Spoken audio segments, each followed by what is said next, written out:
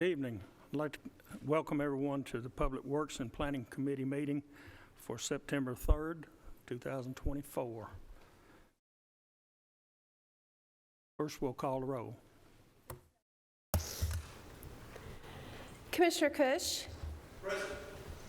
Commissioner Piercy. Here. Commissioner P. Commissioner James. Here. Commissioner Dodd. Here. Commissioner Boyd. Here. Chairman Johnson. Here. Thank y'all. Mr. Chairman, Robert P. said he was running a little bit late. Yes, He'll be here. Yes, thank you. Okay, we have no public comments. So first we have Doug DeMasi, Planning and Engineering Director.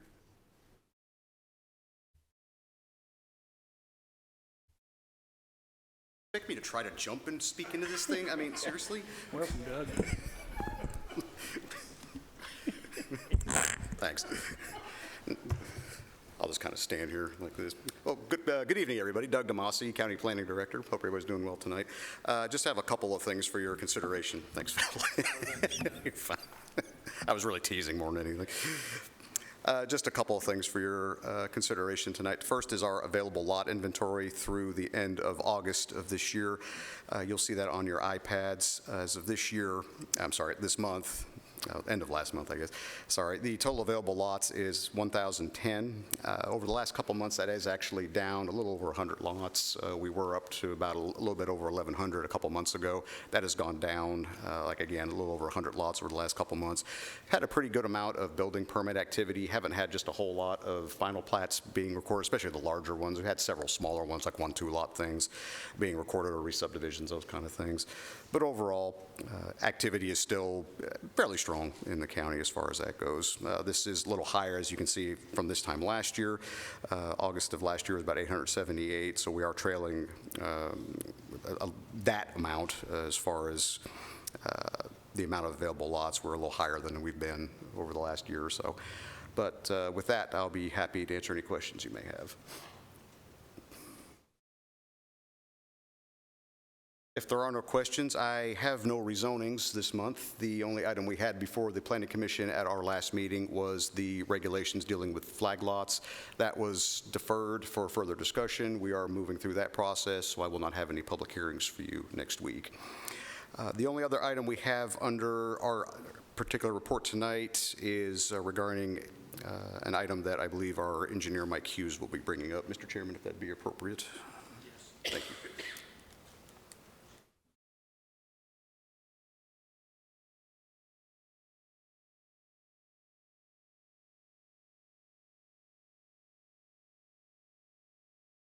Welcome, Mike.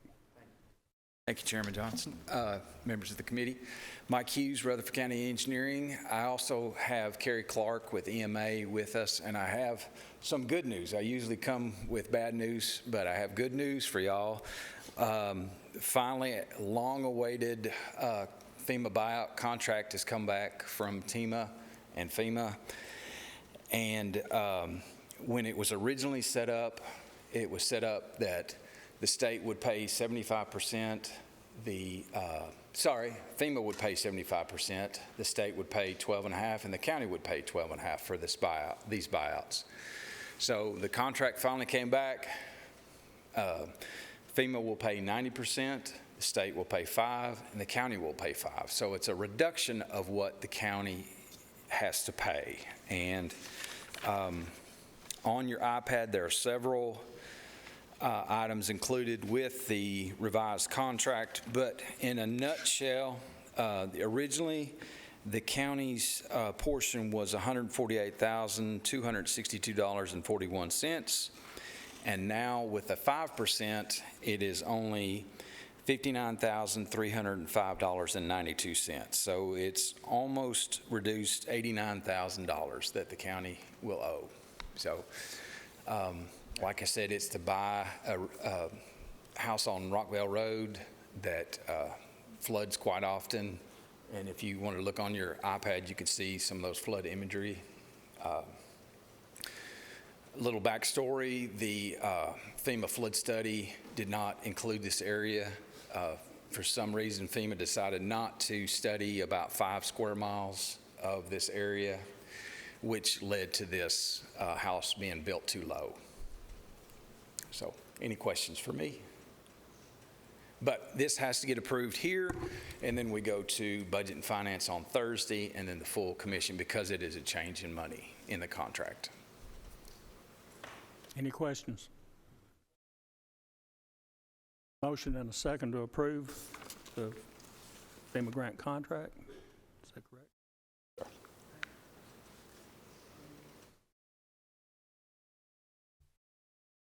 We'll call a roll.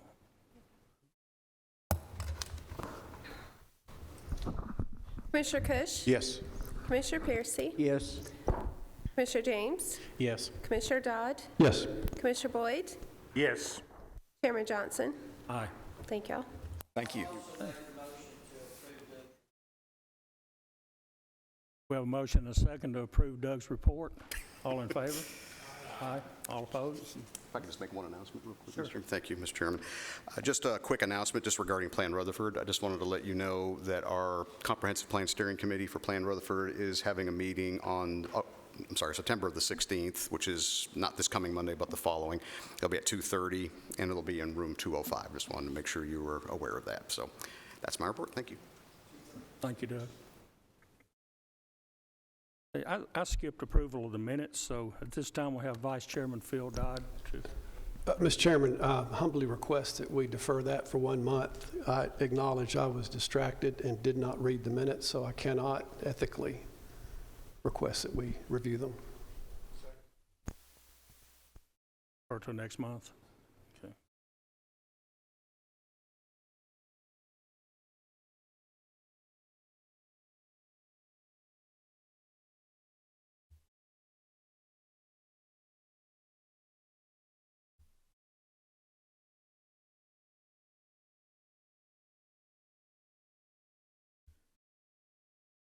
We have a motion and a second to defer the minutes of last month to next month. All in favor? Aye. All opposed? Okay.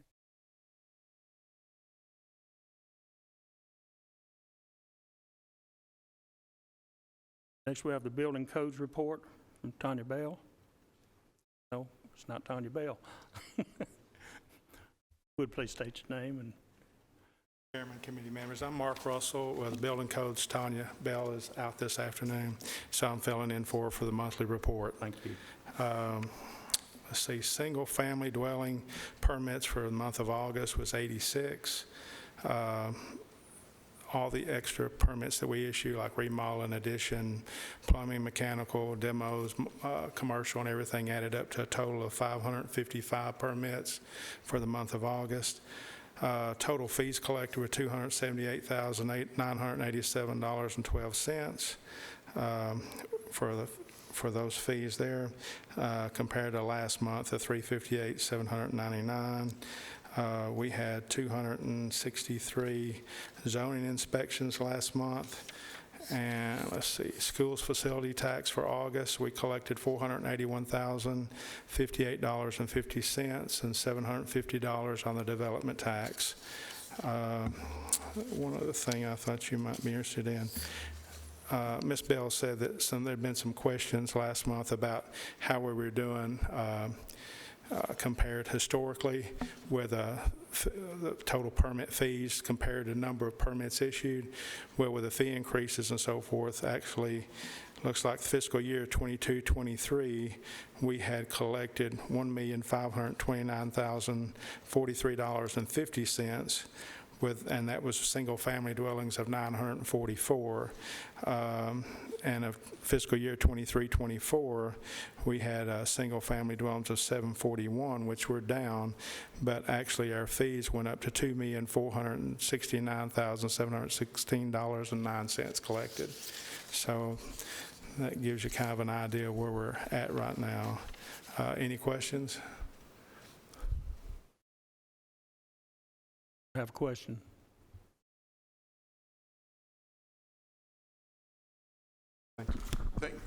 I make a motion to approve those reports. And Russell, thank you for that last piece of additional information. We have a motion and a second to approve the report. All in favor? All opposed? No, I didn't say no.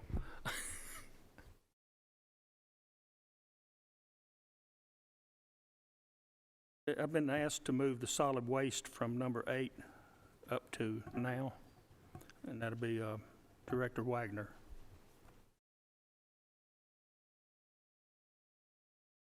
I'm sorry.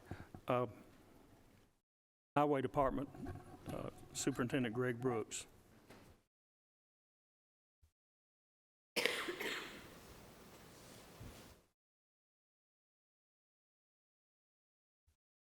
Welcome.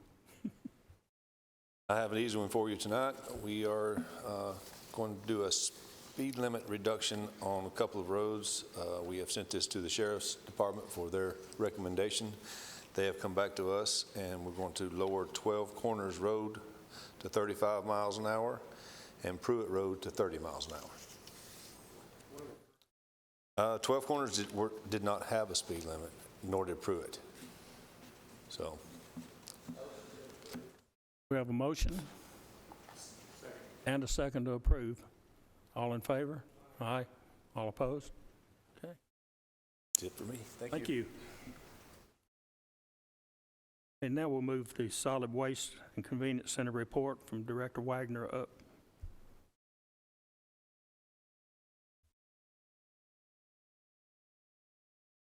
Hello, Chairman, Commissioners. I'm Bishop Wagner. I'm your Rutherford County Solid Waste Director. I've got multiple items on the agenda this evening. I'm going to start off, I think I wasn't clear in my request with the Chairman. I think we've got this on the agenda. We've got the Solid Waste and Convenience Center reports listed last. I thought maybe we might want to get that out of the way first, so I'll start off with that. First thing will be my solid waste collection and recycling report. Rutherford County Landfill accepted 198.91 tons of brush for a revenue of $5,985.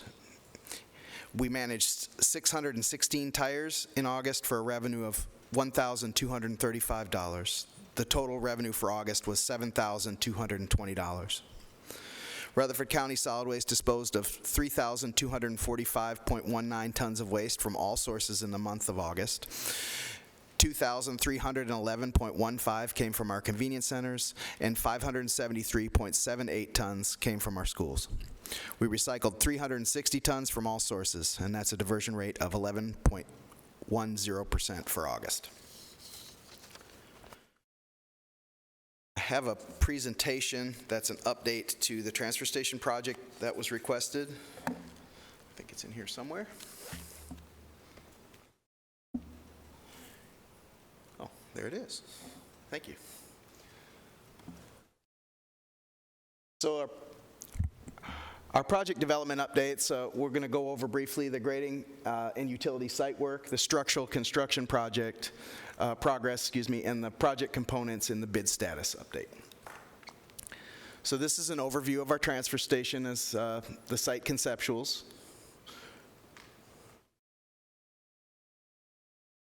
Here's the plan of these. A lot of you have already seen these before, so I just kind of want to put these into your mind before we start looking at the photographs.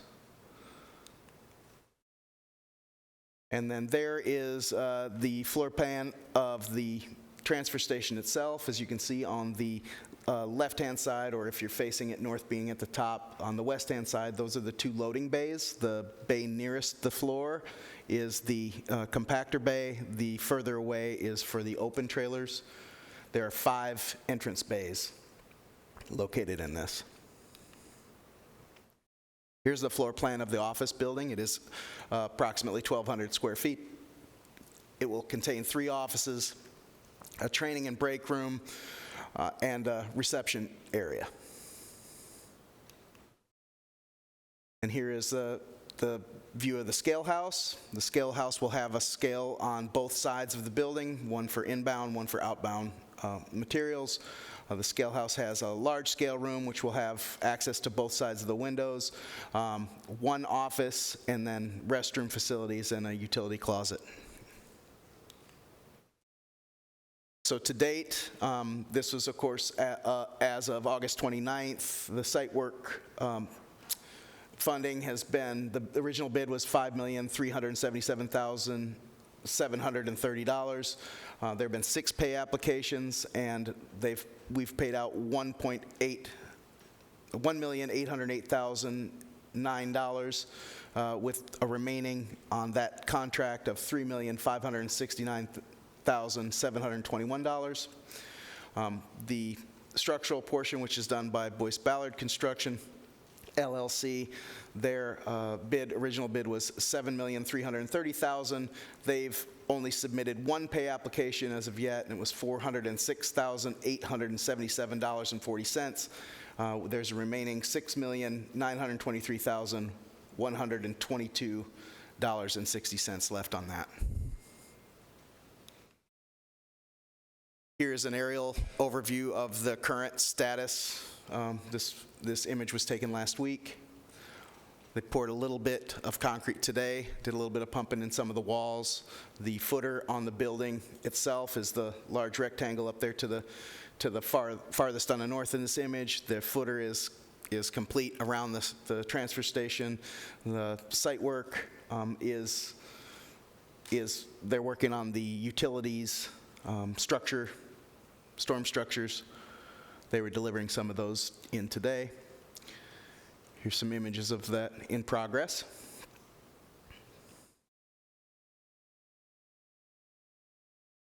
Here's some images of the transfer station building and some of the formwork that they're doing on the footings for the walls. And currently we have 2 other portions of the project. One was for the landfill road improvement, and the other one is for the utility connection. August 27th, the bids were received for the landfill road improvement, and they're under advisement until September 10th. And then the utility construction project pre-construction meeting was held Tuesday, August 27th at 6000 Landfill Road. The bids are to be received on September 10th as well. That's for the connection for the water and sewer utility underneath the river. Are there any questions on those 2 portions? Mr. Phillips. Ask a question about the road, if I could, Bishop. The bids were opened last Tuesday, if I'm not mistaken. Can you go through that process? Who owns those roads, and will that improvement be done by the time the transfer station opens up? So the road is, the county has an easement to the road, an ingress and egress easement. The property underneath the easement is not, as far as I understand, owned by the county, but we do have the road on top of it. Absolutely. Yeah, just real quick, Bishop, that is partially correct. So there's a right-of-way ingress and egress. The county claims that it is a public ingress and egress to and from Jefferson Pike to our property. Whether it's denominated as an easement or something more is not something that the county is firmly on a position on, and could be the subject of maybe a legal dispute. However, I can say that the county believes that it has the full right and authority to maintain that roadway, improve that roadway within its designated ingress and egress measurements.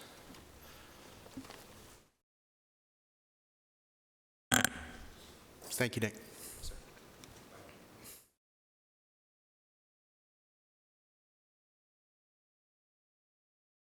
So this will conclude the reports portion, which would be section 8 in the agenda.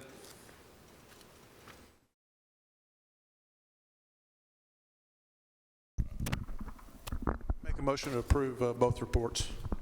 Second. Motion and a second to approve both reports. So all in favor? Aye. All opposed? Okay. So that brings me, I guess, back around to 6, which is, I see that 6 and 7 are split up. Excuse me, Director. Yes, that's why I had them put on the agenda, because just the nature of how everything came up. All I kept hearing was there's discrepancies in the RFP. That's why I put RFP on there. And then we're hearing that the contract is bad. And so that's why they're separated and both of them are on the agenda tonight. And I just wanted to start this out by saying, of course, we're all adults here, and, tempers flare at times, and I understand that, but my job and this committee's job is to get the job done for the county. That means not getting personal. And I know,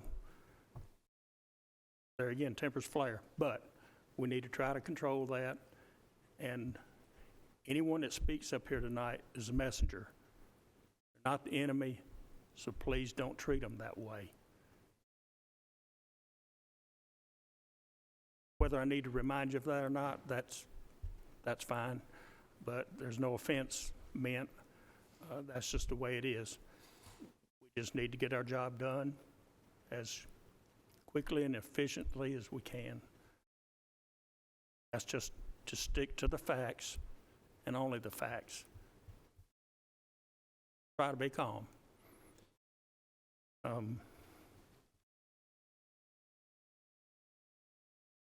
Had several. I'm sorry if I didn't, and no one else made it clear to you that what would be presented, but this was, the way I understood it was we were going to vet the RFP and then vet the contract. So that laid it on us, and anything arising as far as questions, I appreciate your comments or your input because you're the expert. But figured we would just start it off with the committee voicing concerns or whatever, and then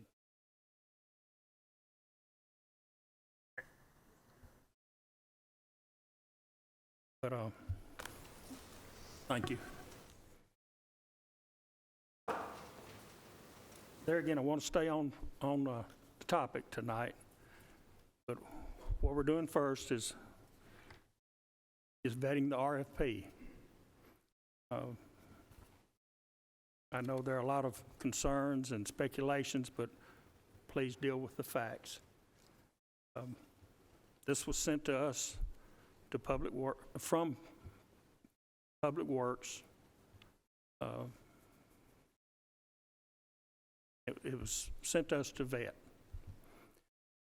So, we got an RFP. All of you have a copy of it, and I hope you've tried to read through it and sort of be up to par on it.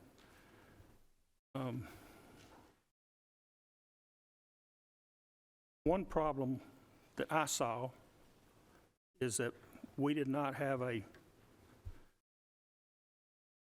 business plan. Maybe the first thing you do, you're going to go into a contract or to sit out with an RFP is to have a business plan. We had some numbers, but we didn't have a business plan. So that's one thing that I think kind of messed things up. And then we had other things to happen. But we had two bids. Actually, we had one bid and one explanation of why they didn't bid. And that's on the RFP, the answer to the RFP. That was Waste Management actually sent in a bid. And Capital Waste Services, we were presented at our last our last purchasing meeting, we saw the response from the second bidder, which was a response saying that they weren't ready to bid because we didn't have the numbers or the date of when the landfill would close. I would like to ask the committee to allow for suspension of the rules to allow, I'm sorry I don't have his last name, but Aaron from Capital Waste Services, that was the second bid or bid response. I just found out that he would like to speak on why they answered the way they did on the RFP. Somebody would put that in a form of motion to suspend the rules. Okay, we have a motion and a second. So Aaron, if you would, please come up and give us what information you have.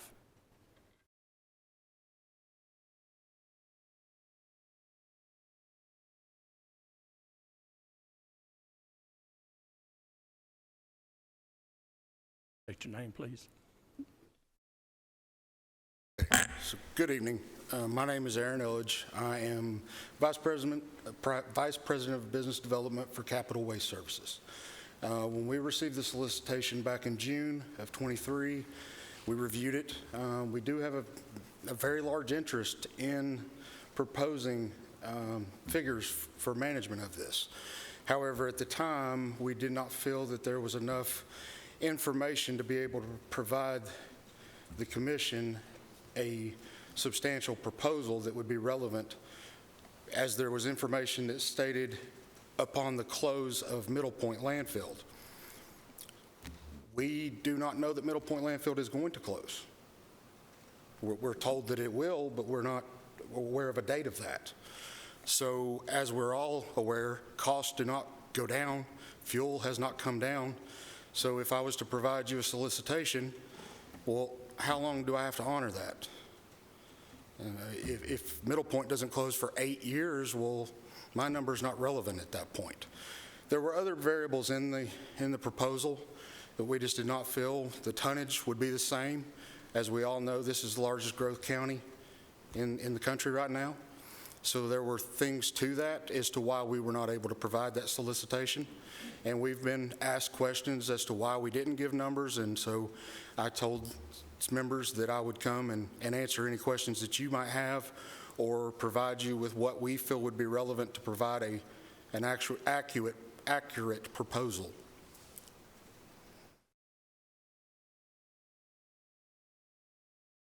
Any questions? Just a quick question. If you'd been told, say, Republic Services would be closing in 2 years, you would have been able to? Yes, sir. Yeah. Did you make that request known that you needed a specific date? And if you did, who did you make it to? I did. I submitted back asking questions, and the response was given that, once it was to close. Well, again, no one knows. TDEC doesn't know. Republic Services doesn't know. They may receive an expansion, but there's variables that we just can't answer that. No one could. Mr. Chairman. Oh, did you have no follow-up? So are you? I was just going to say, who did you speak with? Through procurement. Through procurement. Okay, thank you. So you're saying the RFP is sent out? Yes, sir. Was worded as upon closure? Yes, sir. Not before closure or up to closure? Correct. Yes, sir.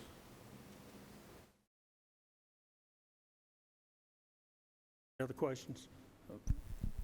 Mr. James? Bishops might have some information.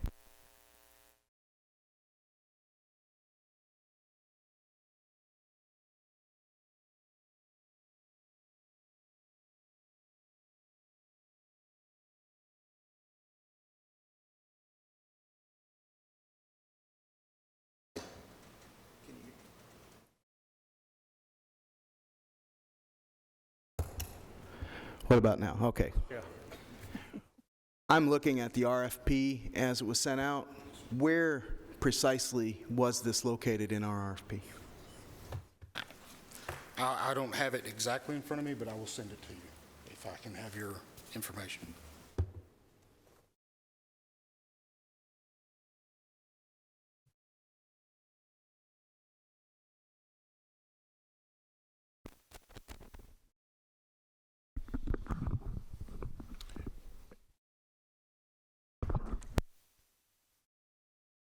Any other questions? Yes. Mr. James? Before the last couple of weeks, when other members of our body or other members of this government reached out to you, because it looks like this was dated before, were you satisfied with letting this bid go and not actually putting a formal bid with it? At that time, yes. Okay. Yes. So essentially, you had to get stirred back up on this. Is that correct? Okay. As you just stated, TDEC, nobody could really determine when a closure date is set. Not Republic themselves, not TDEC. Everything is estimated. Yes, sir. So in business, when you're estimating a course of action to go through, would you not normally want to factor that in? For example, like take a household budget. If you think that you potentially could get a job or not get the job or lose your income, would you not save some to be ready for that and have something ready to go on that basis? So if you choose not to take a bid job, then you're coming back after the fact. It just has that weird vibe for me. I feel that you wouldn't be here per se if you weren't stirred up for this. Am I be wrong on considering that option? No, sir. Again, we would love to propose, but we had to have relevant information to provide that. Okay, but that's you talked about the operational side. But what about the actual transport and end of use for the waste, where it would end up? Were you able, if there was no operational side, were you able to curry any kind of ideas on those numbers? Because based on what you just said, that without that side added into it, we were a non-beginner, hence the letter you gave us. Correct. Yeah, there would have been variables that would change as far as tonnage. As population grows, more production of garbage. So how many tons am I actually anticipating to receive? We have, at our facilities, we have caps. We have certain things that we have to operate under. So I would want to know that I'm able to accept that amount of waste before even being able to solicit it. And I accept that. I just look at that from your business sense as saying, as that's speculation and what you would need to have, just like whether or not our landfill could potentially be closing in 2 years, 5 years, 9 years, that's speculation.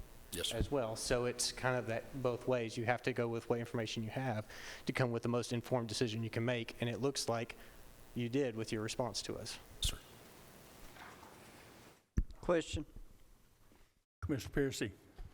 Do you own the landfill or that you were going to take Rutherford County's trash to should you have bid and won this contract?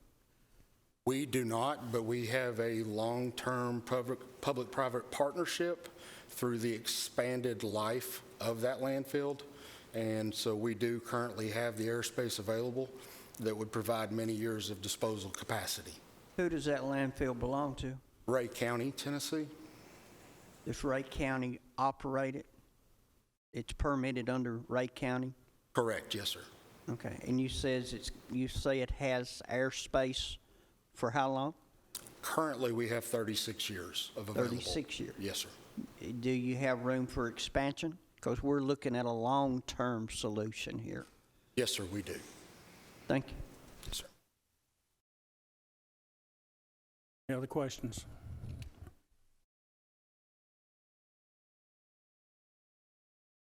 I have one question, and I don't mean to catch you off guard, but I looked up online who owned your company, and of course everything online is not true, but what I saw online was that Waste Management owns your company. So, and it was, I think, April 1st of 2023 that they purchased your company.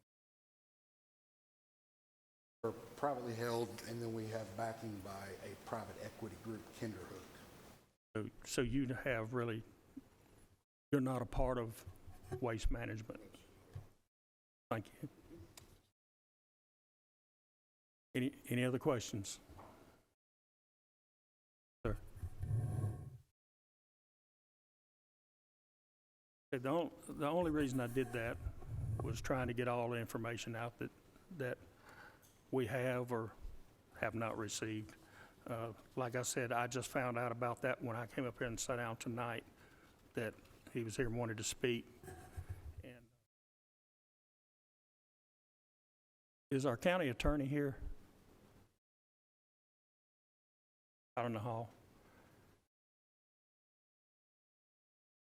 Nick, could you come up and discuss the RFP, please?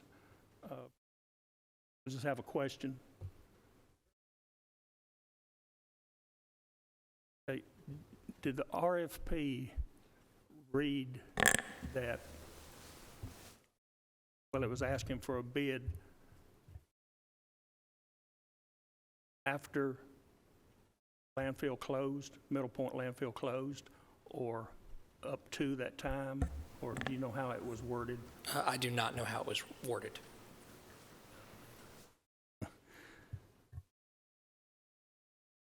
Bishop, did you find that anywhere?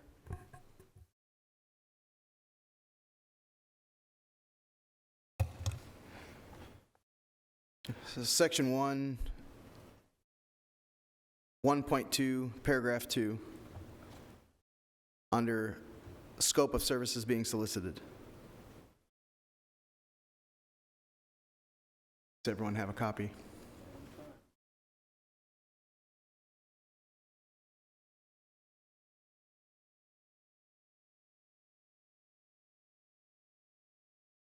Is there a question or a context or? Well, the second bidder in the letter that they sent out said that it didn't say it in the letter, but they're kind of contesting or they're claiming that the RFP wording was different than what we understood. Okay.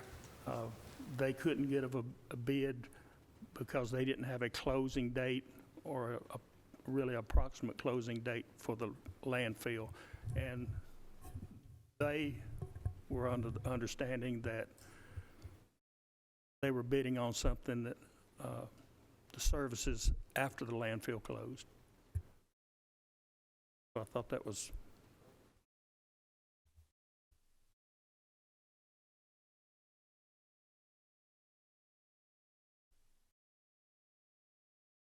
like I said, first I heard of it was tonight.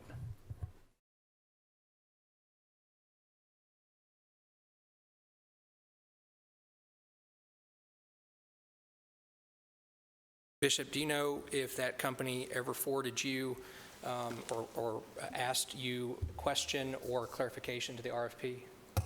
I did not receive any questions or clarifications from Capital Waste. I mean, it was, I wasn't involved in this RFP process, but typically if bidders or prospective bidders have questions or need clarifications, they can submit those and ask for that. I guess that doesn't sound like it happened here, and they didn't bid ultimately. Thank you. Mr. Chairman, may I ask one brief question? Yes, Commissioner Dodd. Of Director Wagner. You did point us to a really informative paragraph, by the way, thank you for that. Below that, there is the preliminary proposal schedule, and in red, it has dates. Those dates were part of the original RFP that were mailed out to everyone? If you're looking at the same dates I am, with 12/05/23 being contract negotiations completed? Correct. Yes, sir. And contract initiation upon the completion of the transfer station. Yes, sir.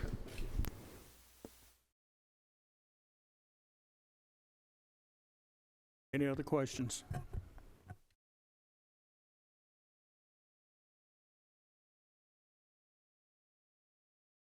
I guess I'll just open it up to the floor, to this committee, of any questions you have on the RFP. I mean, that's what we're here for, is to vet it. If you have questions, we want to hear them. Or if you have facts. Commissioner Dodd? Thanks, Chairman. One thing I was looking for, and I may have had tunnel vision on it, I was looking for for the proposal suggesting where the bid goes, at what time, and who opens it. Because I felt like part of our original concern was the bid was sent to location A and opened by someone and not through proper channels. Right.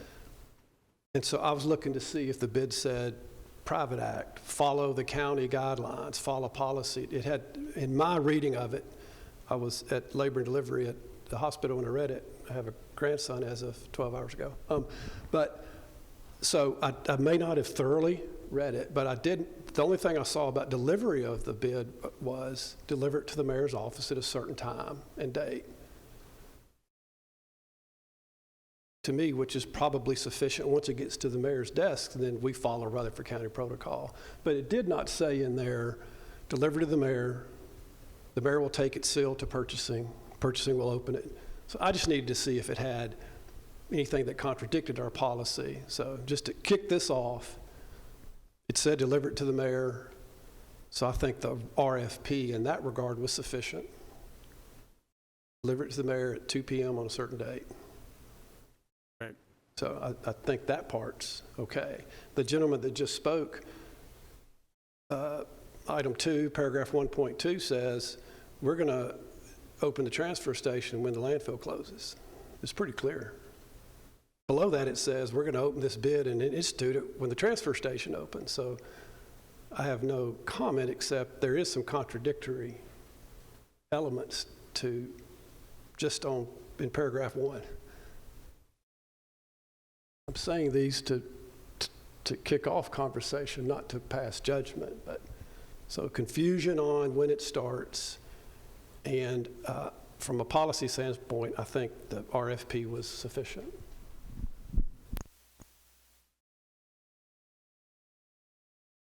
I agree that the RFP was sufficient as far as when it was presented to the mayor's office. It was after that we fell in a hole. Okay, so the RFP appears to be with perhaps some gray areas. The RFP seems to be adequate, and so I suggest at my first reading the RFP is sufficient. It was put out in public sufficiently, and the bidders responded sufficiently. One bidded on time at the right address. The other one made an interpretation and submitted a response of no bid. So if one of our goals is to say the RFP is appropriate and has standing, I'm suggesting good RFP, sent out on time, bids came in, we accept the RFP and move on. I'm not talking about the contract, I'm just talking about the RFP. So item 1, this commissioner feels like it was on the street, the bidders followed it, the mayor followed it, he received the bids. Anything else I have to say will be on the next item on the agenda. Any other response on the RFP? Mr. P. On the RFP, and correct me if I'm wrong, but it does not include loading anywhere in the RFP, and that's about 20% of the contract. Am I mistaken? That's the way I understand it. Anybody else have a comment on that? Knowledge of that? Okay.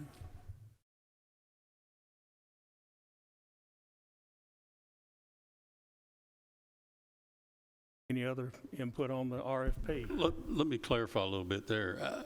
And I'm not saying the RFP is a problem. I kind of concur with Commissioner Dodd. But what I'm saying is what we're looking at in the contract is not reflected in this RFP. Anyone else on the RFP?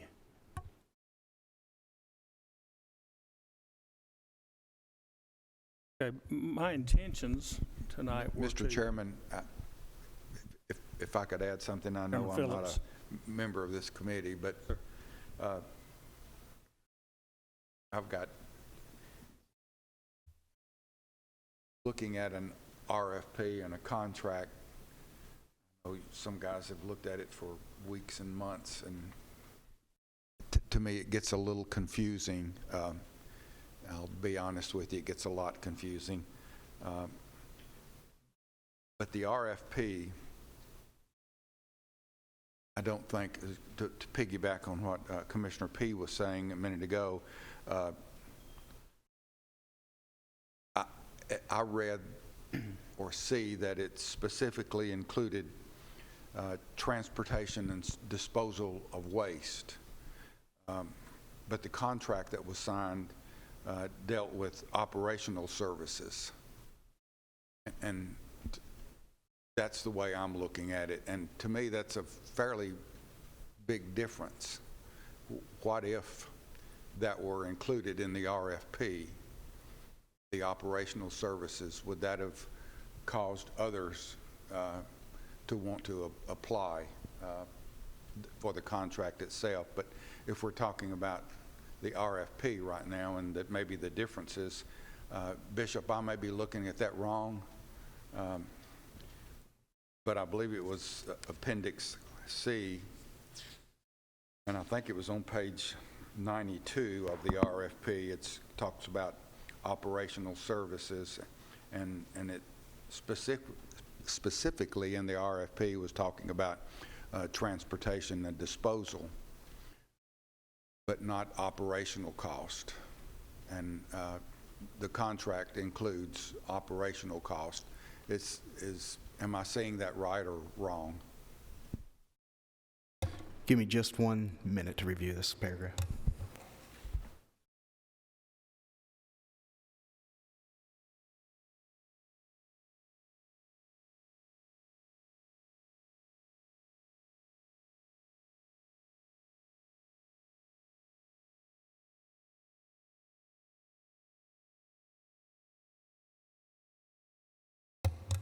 Under Appendix C, Operation Services has it split into 2 categories: waste transportation and waste disposal.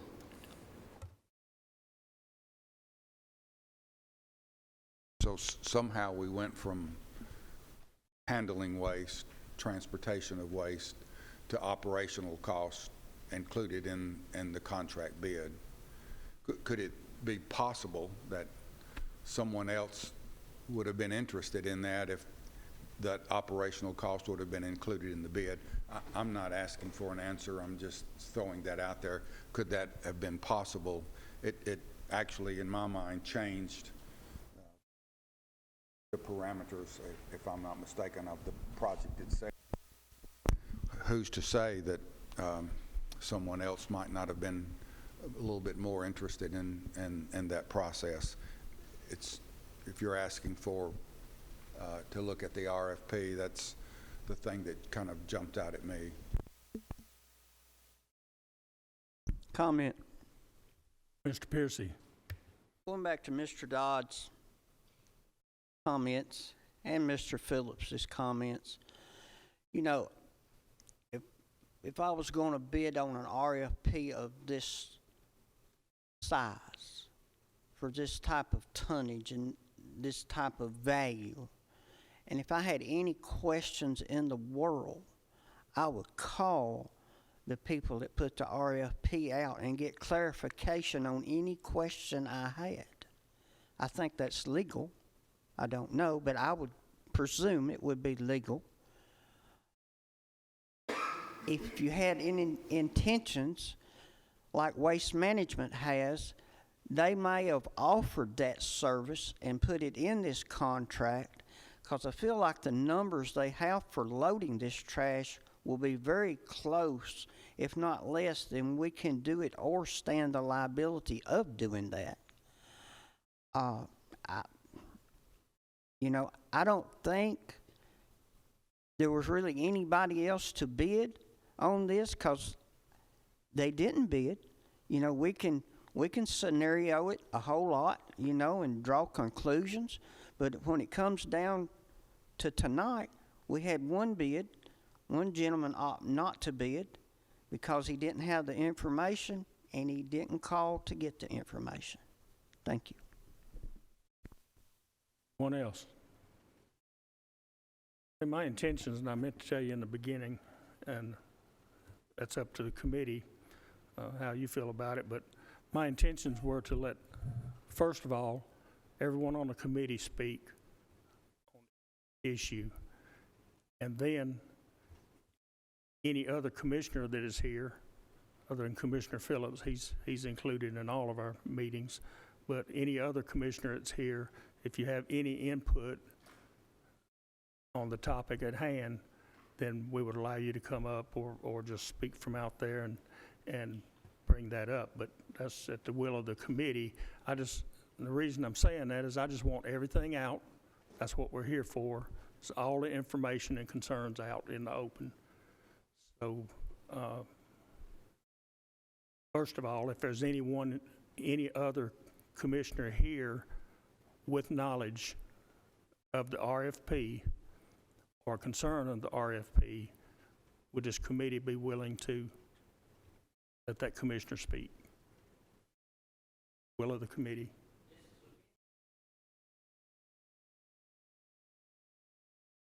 That's what I thought too. So, that being said, I think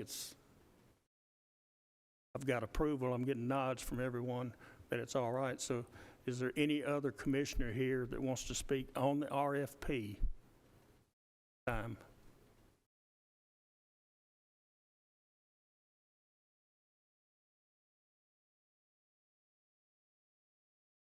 Mr. P. You know, the question I asked the gentleman that was up here, Aaron, was who did he speak to? He said procurement. Who is procurement? The county has a procurement officer. That would be Miss Carla Hill. If Carla would have received an email, and typically she would forward me that email, and then she would respond on the county's behalf.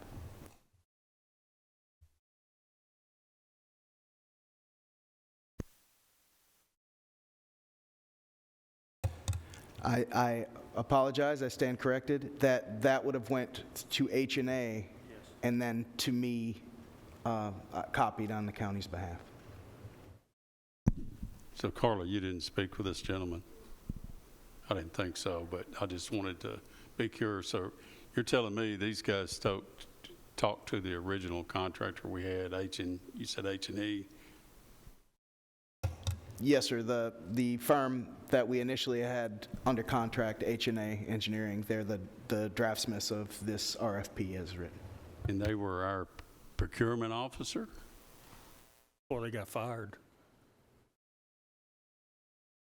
I'd like to. I don't know what they called themselves to them. I don't know what. Yeah, I'd like an answer to that from our attorney. He said he didn't know, so right. That's still up in the air who this gentleman talked to.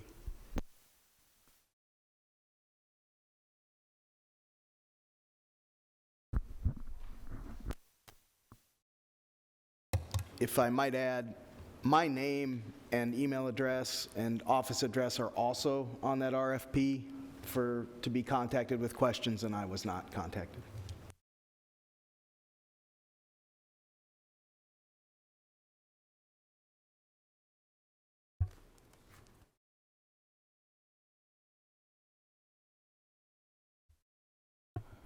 Please excuse us.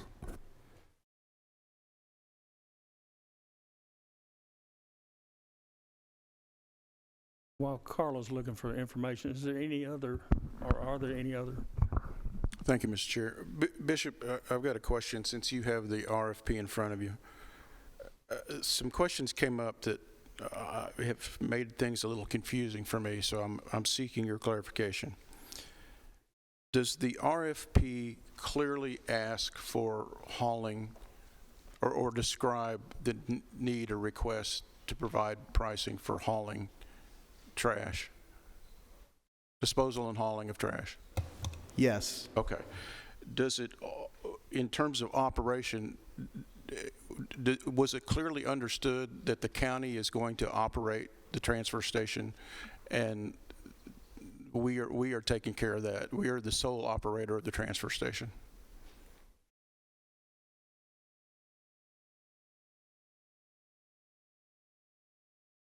So if I may, I'm going to read a sentence here that okay.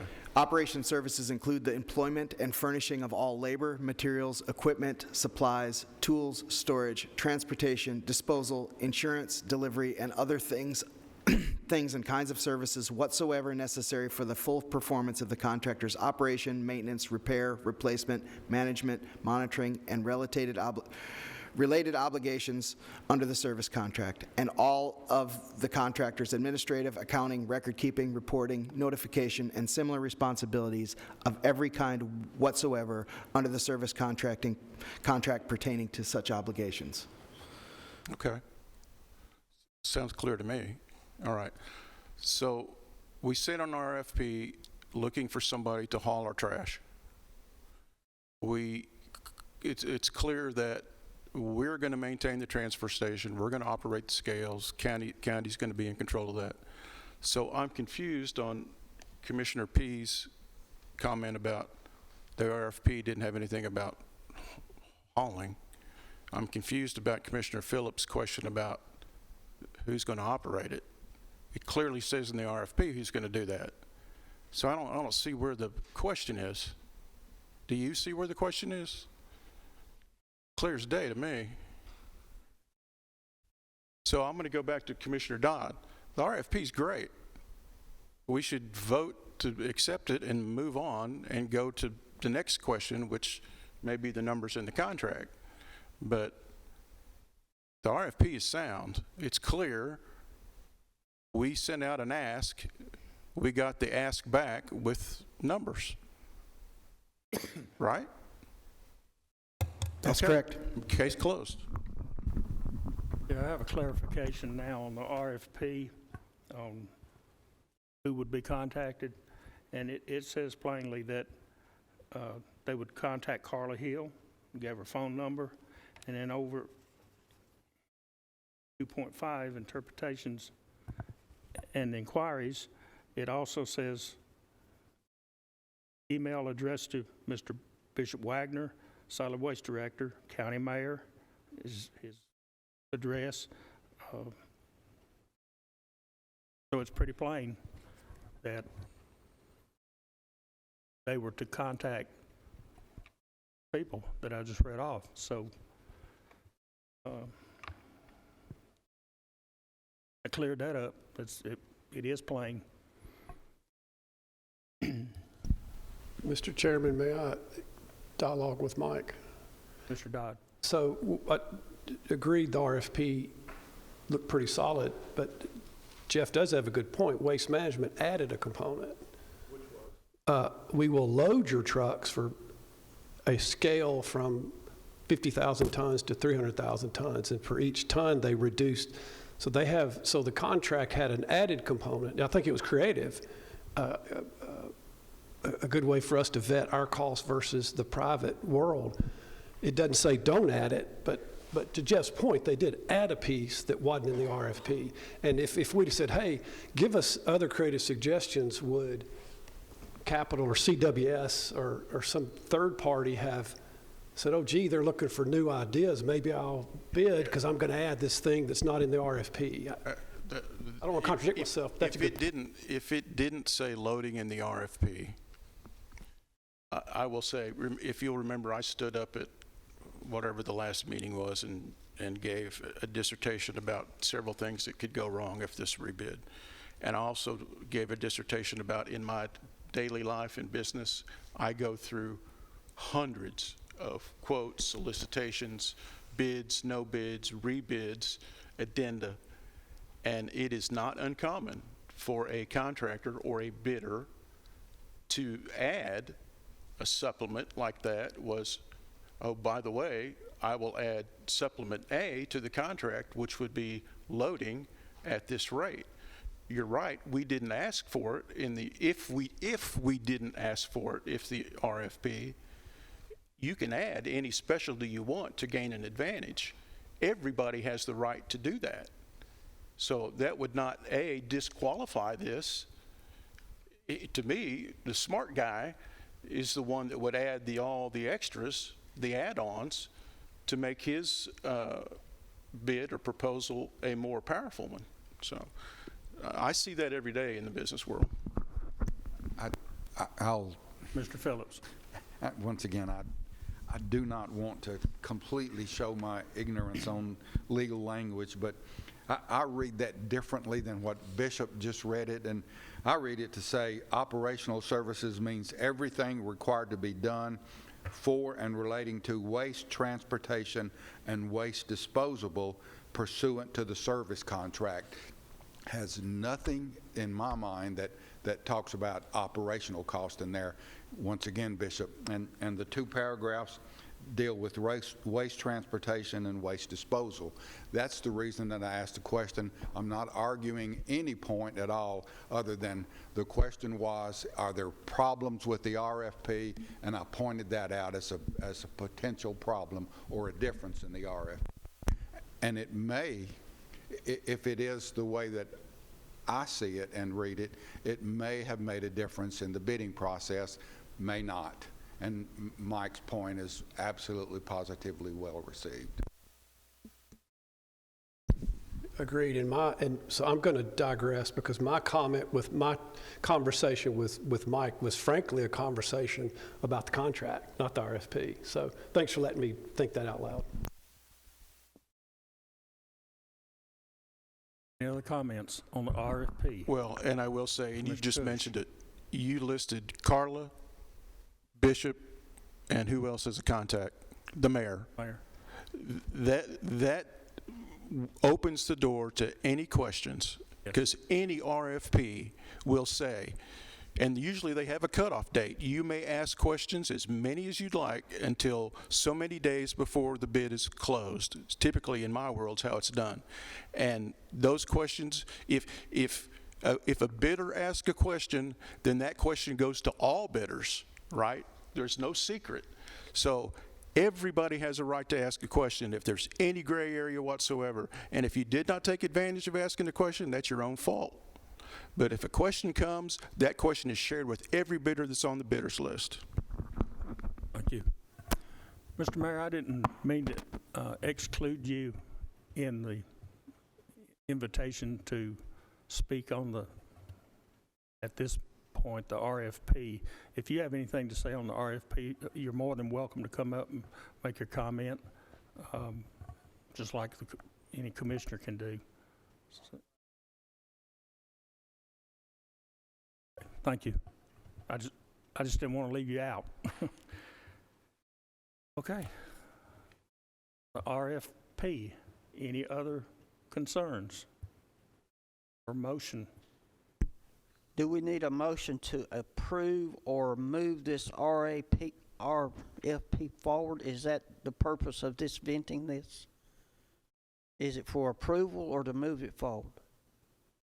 It's my assumption that it's to show approval. Our county attorney can definitely answer that, I hope. I think the primary objective for the agenda for y'all tonight is to look at this contract and determine whether, in your opinion, it's an up or a down to send back as a recommendation to purchasing. Purchasing examined the bids and ultimately has, at least at the last meeting, has treated this as kind of a start over with the bids. So I don't think there's anything for you to do on the RFP part of it.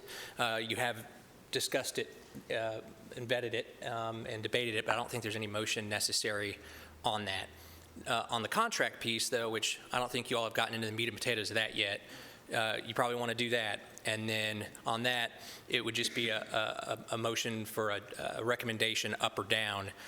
This is going to go to budget, I believe, too, but this is not going to be sending it to budget or sending it or whatever. This is just what the Public Works Committee thinks about this contract. And purchasing will know about that when there's a report made when they meet next.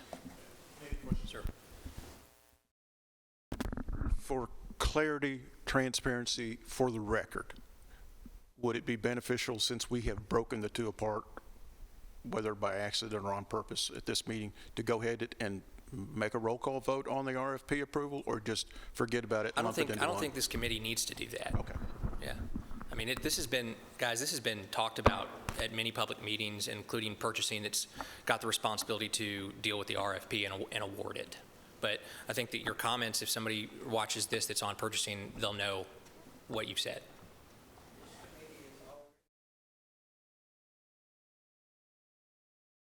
I don't remember exactly. I think that it originated in Public Works and it was sent out, but I'm not sure on that, Commissioner. I'm sorry.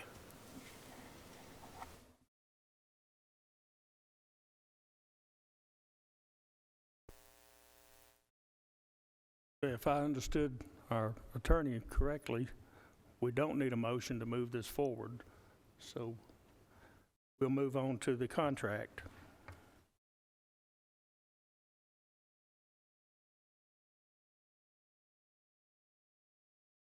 All of you had in your box several days ago a copy of the RFP and the contract. So hopefully everyone got to look at it over the long holiday and entertain comments on the contract at this time. I've got a couple of questions. Mr. Boyd. Currently, I see here where if we don't meet the 50,000 tons per year, we're charged $50,000 per month. Is that correct? Yes. Yes, sir. And this updated transfer station form that the mayor handed out tonight, it's showing the tonnage at 37,500. That's from the private haulers. No, that's the waste that we managed and reported that was generated residentially from us last year. From the private haulers? No, sir. From Rutherford County, from our convenience centers and our schools, the collection that we reported to the state last year was 7,500. Yes, Mr. Mayor. Would you approach, please? Thank you. I just couldn't hear you. I have not seen the document that you're holding in front of you. Welcome. So the 37,500 tons you're looking at on, if I can may back up. So I received a request from Commissioner Dodd and from Commissioner Irvin to provide a pro forma. And if you've done a pro forma, you know it can be a rather exhausting exercise. Not to get too far off into the weeds, you can't do a pro forma until you have substantially a large majority part of the numbers are actually nailed down. In other words, you know for a certain what some of these numbers are going to be. Those are the control numbers. Then within that pro forma, there are also what's referred to as assumptions, and that's nothing more or nothing less than the best educated guess. But you have to have a significant majority of things locked down. So until we received the contract from Waste Management, we really didn't have anything locked down to put a pro forma together. In other words, we were just guessing. And it's one very constructive guess. So once I got the contract and I spent the weekend putting these numbers together, what you'll see on 2025, you'll see out to the side notes, that is 2025 is 225 operating days. Okay, because we project to begin operation April 1, 2025, that is 9 months. So that's pro rata. So if we were going to operate for the full 2025 year, beginning in January, our estimate, based on conversations I've had with independent haulers, we would do about 50,000 tons that first year. But because we're not going to open until April 1, we prorated that amount, and so it became 3/4 or 75% of 50,000 is 37,500. That's where that number came from. Anthony, it's my understanding right now that in the past 12 months, that Republic Services has taken 38,373 tons from private haulers. Little point. So that's in 12 months, and you're saying this is not 12 months, 37,500? So I can't, Commissioner Boyd, I can't speak to what Republic has taken in independent haulers.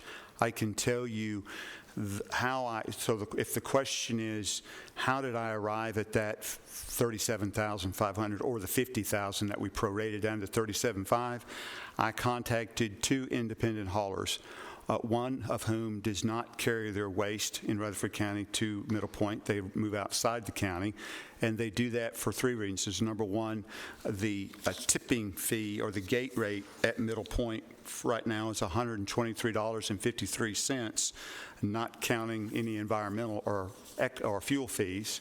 That's the gate rate currently. That's the gate rate. And then, of course, you have the 2-hour wait times, plus you have the mechanical issues as it relates to traversing the hill. So a number of independent haulers are actually carrying their Rutherford County waste outside the county. Okay. The numbers that I've, in the little research that I've done on this, I mean, well, a lot of research, that market rate is not, I don't know if we could get Republic to come up and speak to what their tipping, what the average tipping fee is, because even your plan here is saying we have to hit $102. No, sir. That again, now that's what I've got listed there. But That's what you got right here. yes, sir. But just to be clear, that's one of the assumptions. That's an assumption I'm making based on the research I did. So the question is okay, Mayor, where'd you come up with $102? And the $102 came from, we not only know what the gate rate is at Middle Point, we've also contacted the other transfer stations and landfills in Middle Tennessee to find out what their gate rate was as well. And the gate rate varies anywhere from between 85 to $115 a ton, with the exception of Middle Point, which is much higher. And again, their gate rate is $123.53 as of January of this year. And that's their published rate, Commissioner Boyd. So, Published rate, I'm sure if a big hauler comes in there, they get a lot. that is correct. They have I would imagine a number of their large contract haulers are getting a discount rate. I would grant you that, but that is true for all the transfer stations and landfills in Middle Tennessee. They won't tell us what those contract rates are. We've tried. They won't tell us. So what we tried to do is we tried to get a range of what the gate rate would be, because that is typically, unless you're hauling a large volume of trash to their facility and you're going to commit to that large volume, you're not going to get that discounted gate rate. I think it would behoove us if we could get a number from Republic on this tipping, because I mean, if it's less than $102, we're not going to meet this plan. No way. Well, just remember, if you'll look down at the very bottom, where it says total cost to operate transfer station ton, down at the very bottom of 2025, you'll see that our break even, including disposal, transportation, loading, and all operational costs from the county, is $80.81 a ton. So the 102 is what we would be charging. That number down there at the bottom in green, if we were to charge $102 a ton, $794,725 is what we would add to the solid waste fund in positive cash flow. The $80.81 would be the county's break-even point.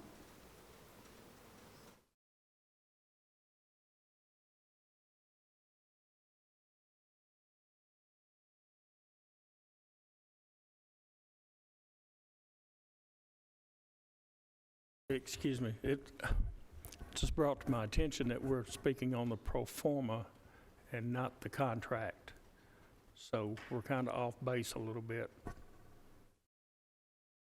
Maybe not. Are we? I mean, the charge is going to be the same, is it not? The pro forma reflects a lot of the information that's in the contract, if that's what you're asking me. Yeah, I mean, that's... And again, it wasn't... Numbers. Yes, sir, and it wasn't till we had the numbers out of the contract that we could put together a pro forma / business plan. So I think I said that earlier. So what I'm hearing really is it's not two separate things, because you got to have one to have the other. I don't understand your question, Chairman. The question was, are we off base here, or are we off a point of, it was a point of order. I think the questions Commissioner Boyd is asking are relevant because they're part and parcel to the contract. However, that would be a ruling for the chair to make.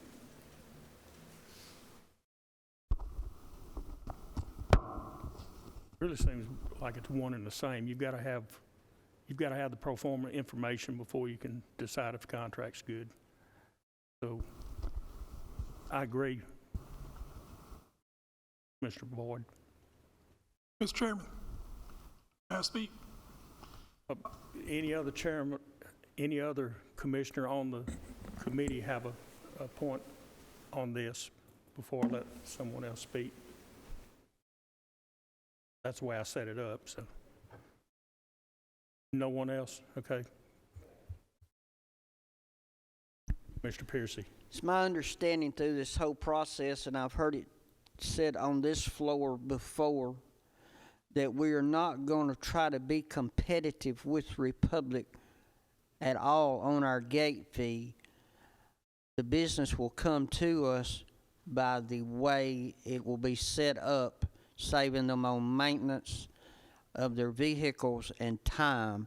So I'm kind of agreeing with the mayor. I think it will work regardless, because our gate fee will basically be the same or very close, because we're not approaching this as a competitive business. We're going to try to be even. Is that not right, Mayor? Yeah, I mean, the anticipated closure date of Middle Point, according to Republic Services, without expansion, is July 1, 2027. That's the most recent date that I've been given. And so that's why this pro forma, if you'll look at the 2027 year, you'll see that we actually split the convenience center trash. Half of it goes to Middle Point for the first half of the year, their anticipated closure date, unless they've changed it since I last heard anything. And then the last half of convenience center school trash goes to the transfer station. So when we say we're not going to be competitive, we're not interested in putting Republic out of business. We're just trying to get to Commissioner Piercy the plan B in the event that they do close. We have something in place to take care of Rutherford County trash in the most economical and efficient way possible.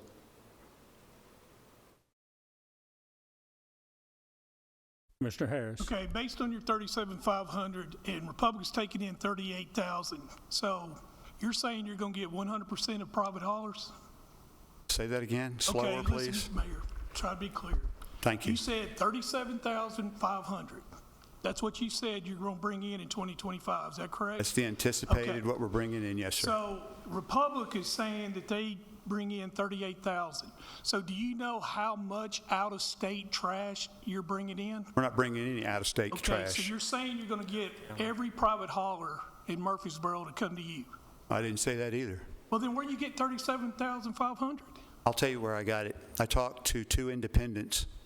One of them brings 40,000 tons of trash, and another one brings a year, and another one brings about 8,800 to 9,000 tons of trash a year. That right there is almost 50,000 tons. Okay, well, I did the same. Good. And I talked to Dumpsters Unlimited, Mike Harris, Commercial Waste Disposal, Eagle Disposal, and Fire Waste, and Vava. They're paying $70 to $81 a ton. I said, why would you not come to us at 95? And they said, there's no way. Then I said, what about the convenience? Because you're going to be waiting to go to Middle Point, the convenience of a transfer station. Said at the most they would do is 5,000.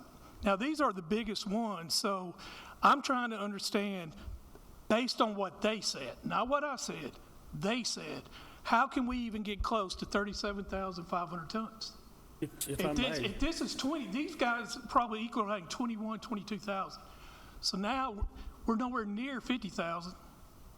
And so Harris. I don't even see it's where we're near 37,500. Commissioner Harris, the people that you just spoke of, the companies, do they have contracts with Republic, or are these non-contractual? Because we can't get anybody No, that are they have contracted. a contract with Republic, we and I wanted to call them because private haulers, and this is Mike Harris, Dave Collins, Kevin Young, Eric Jones, Tim Wells. I just simply called them and asked them, what are you paying? And they said 70, two of them said 70, one said 73, one said 82. Mr. Chairman, if I may inquire, did you call anyone that does not have a contract with Republic? No. Because according to our No, and our do you know of agreement, anybody my understanding that is doesn't? it's a Do you simple know of when you're anybody that calling doesn't? people, it's a simple question to ask them.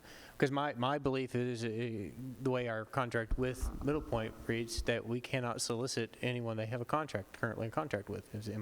Why would we solicit that? Correct, that's what So I'm that saying. numbers would not be, we'd have to go with the gate rate. That's the only way we could factor in any kind of numbers to prepare ourselves. Okay. So there's just so much trash out there, Commissioner. So if they're taking in 38,000 and he's wanting 37, so that means he has to get every single private hauler. So that's impossible to do, especially when I just gave you 5 examples of people who are not going to do it. So I'm just simply trying to say, how can we get 37,500?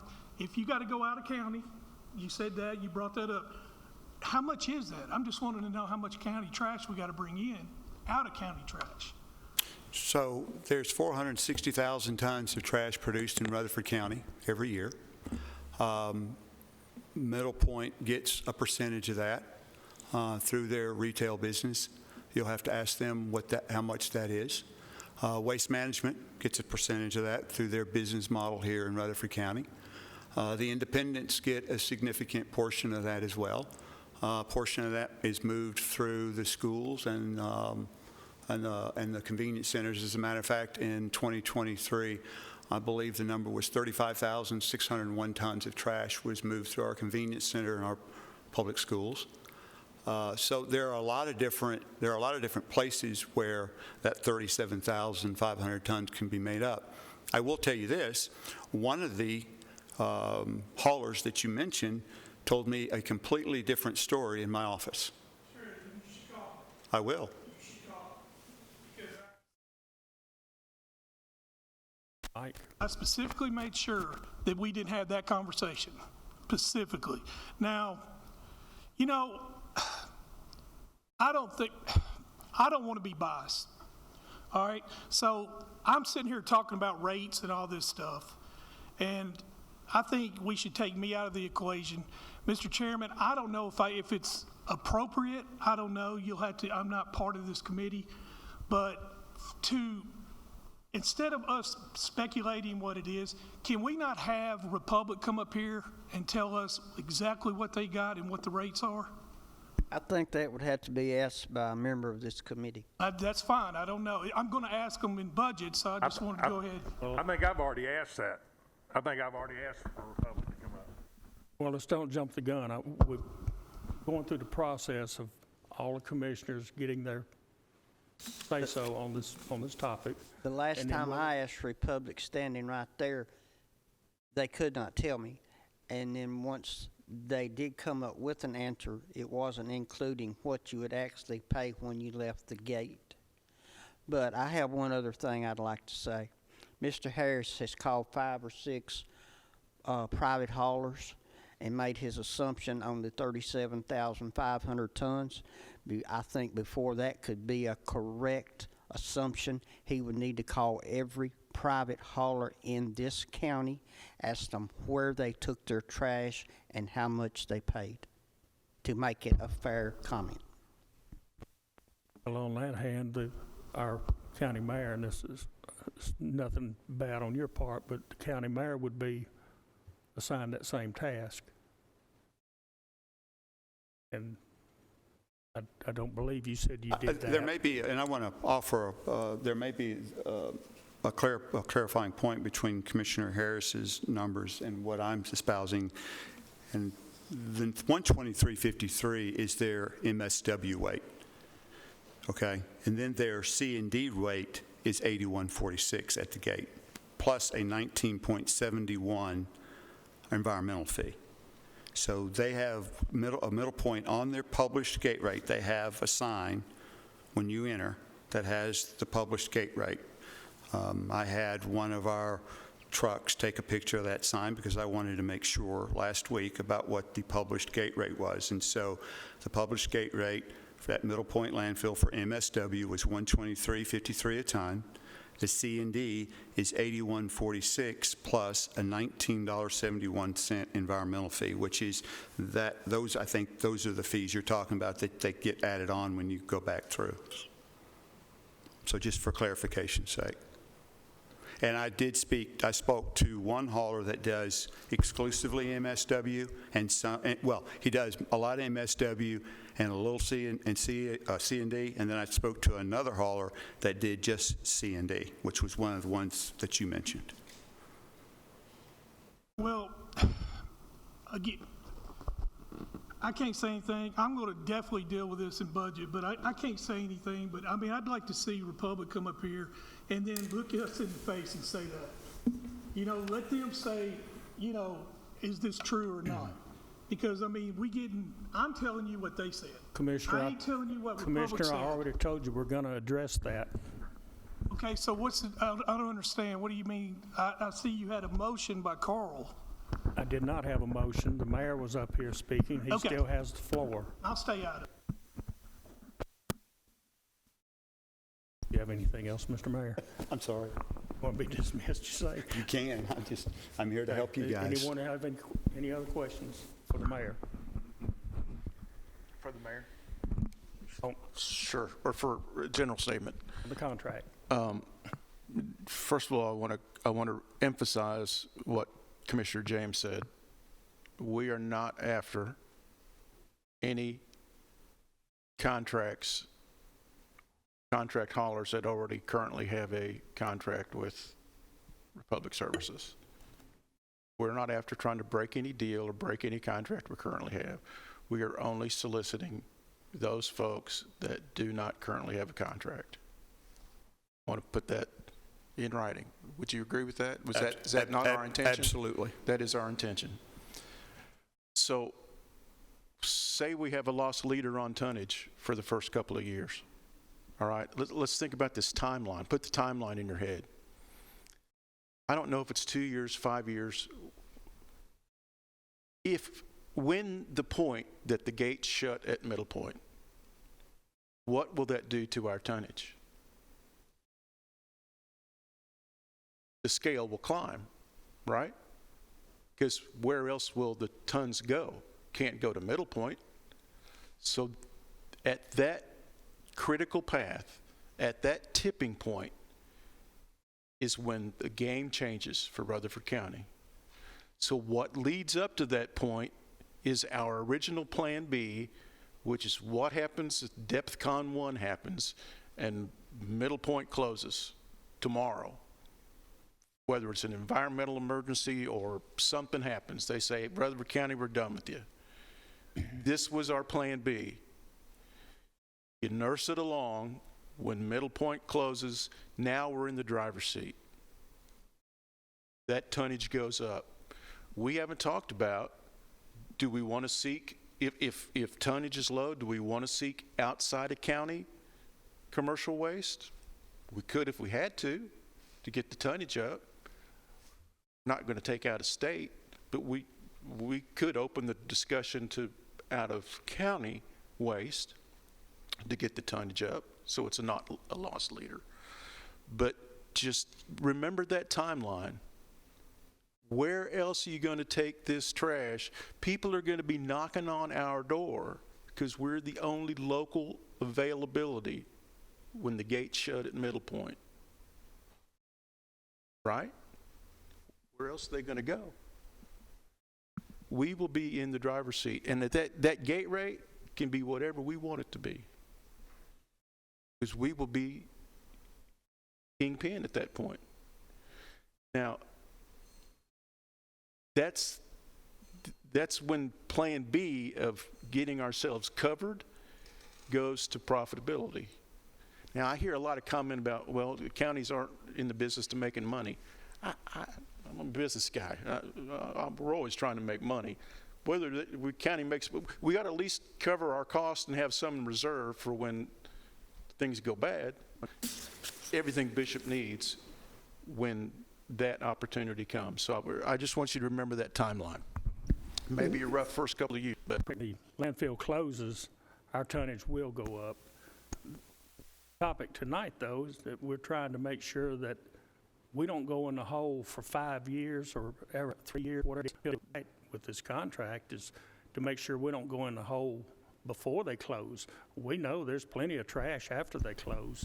It's narrowing it down to trash at hand now. Well, if we can clarify on the contract then, Chairman. It has been, excuse me, Mr. Cush, it has been said on the floor several times during our committee and during the commission that the transfer station will most likely take in out of county, not out of state.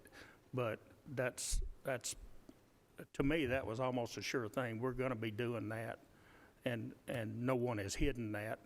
You know, it's been voiced several times. Mr. Chair, I'd like to. And you also mentioned the fact that we would have new equipment out there at the transfer station, but in the contract, they said that it would not be new equipment. They couldn't. That wasn't what the bid was, because that's what we were asking for. Somebody correct me if I'm wrong, but the way I understood the RFP was we were asking for new equipment or like new. And they were basically saying we're going to provide operational equipment. Like I said, correct me if I'm wrong, but that was my understanding. And as long as it runs, I don't care if it's new or not, you know, personally, as long as they're contracted to keep it up and have standby. And that's the way I understood it also, that they would have standby equipment. So if one fails, they can keep on operating. Bishop, I guess I was throwing all that at you, and I'm sorry that. So, if I could have a little bit of a moment here. This department was asked some time ago to come up with a Plan B from this committee. This is the Plan B. The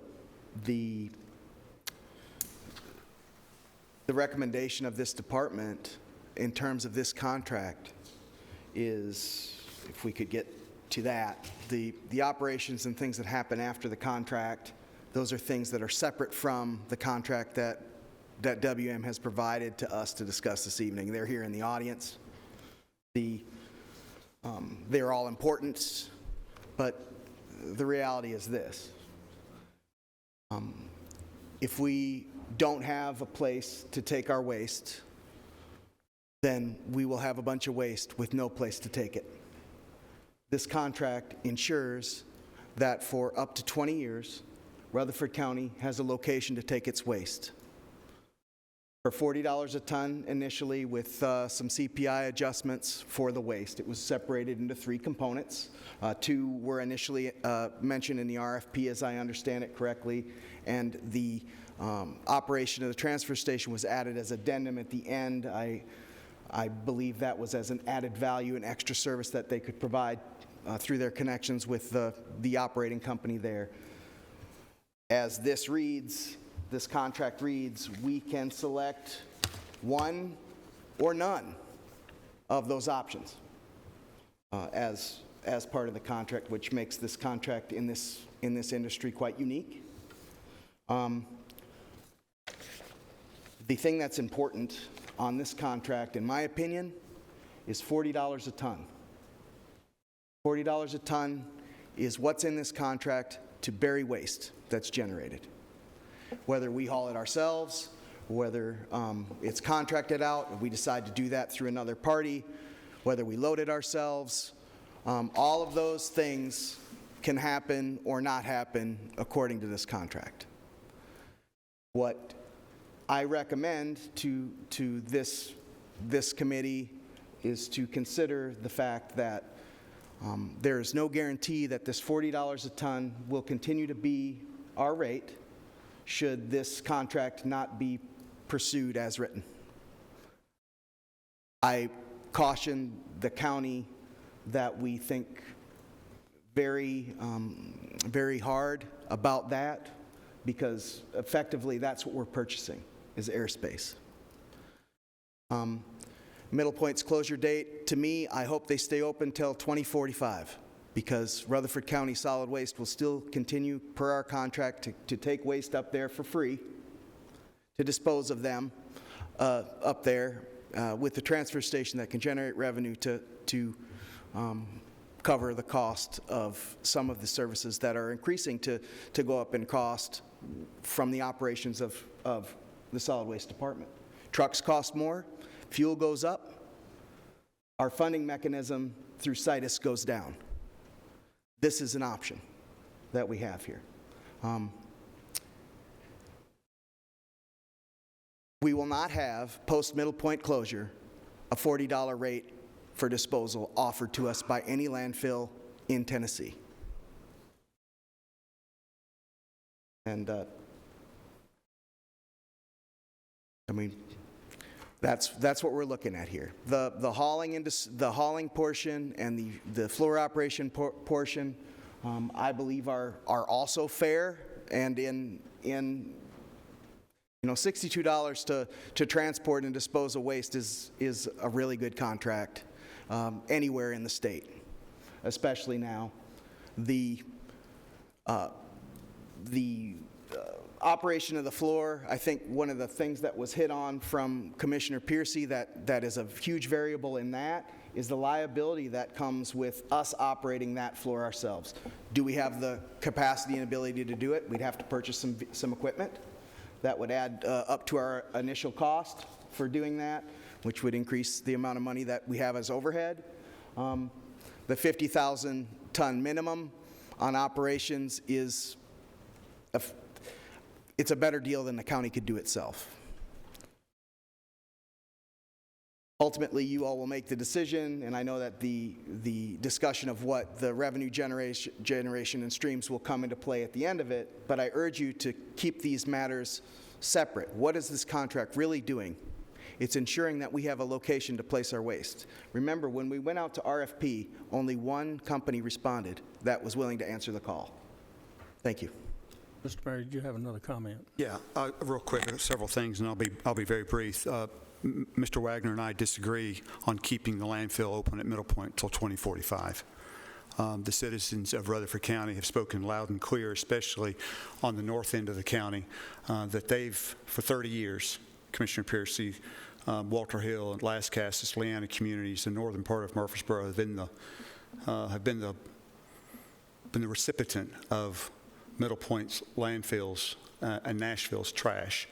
When I came into office on September 1, I made it a priority that we were going to find alternative methods to find other solutions than taking Nashville-Davidson County trash into Rutherford County.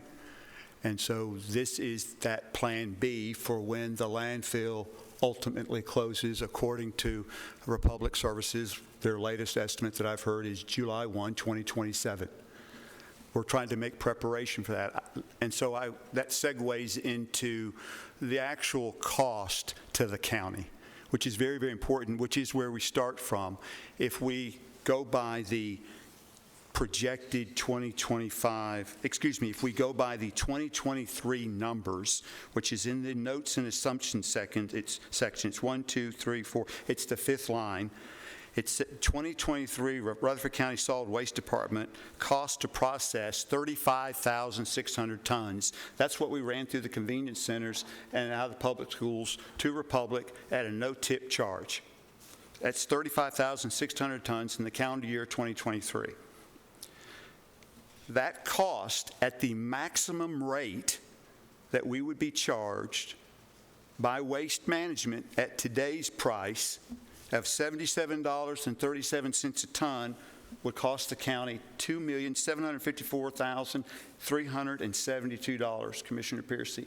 That's what it's going to cost us if we did nothing with regard to commercial activity to remediate that waste that we currently get a no-tip fee on.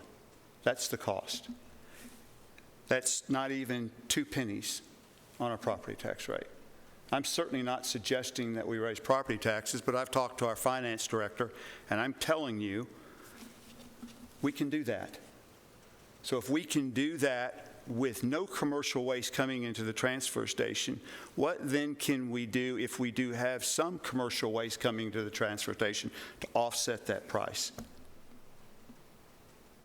And so, that's where we started. We start is what would it cost us in 2023 to haul and remove, and to get Waste Management to haul and remove our trash through a transfer station to Cedar Ridge? What would it cost us?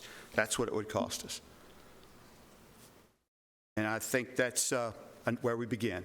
And that's where I began when I put this together. Thank you. Thank you, Mr. Chairman. Thank you, Mr. Mayor. At this time, I'd like to have our finance director come up. He works long hours, and I've asked him to stay over tonight and address, because we were directed, and he was directed by the committee to address the comptroller's opinion on the information that presented to us verbally, but I was not allowed to read. Mr. Chairman, there, so a point. I just reserve the right to come back to the contract when he's done. We definitely are. Michael.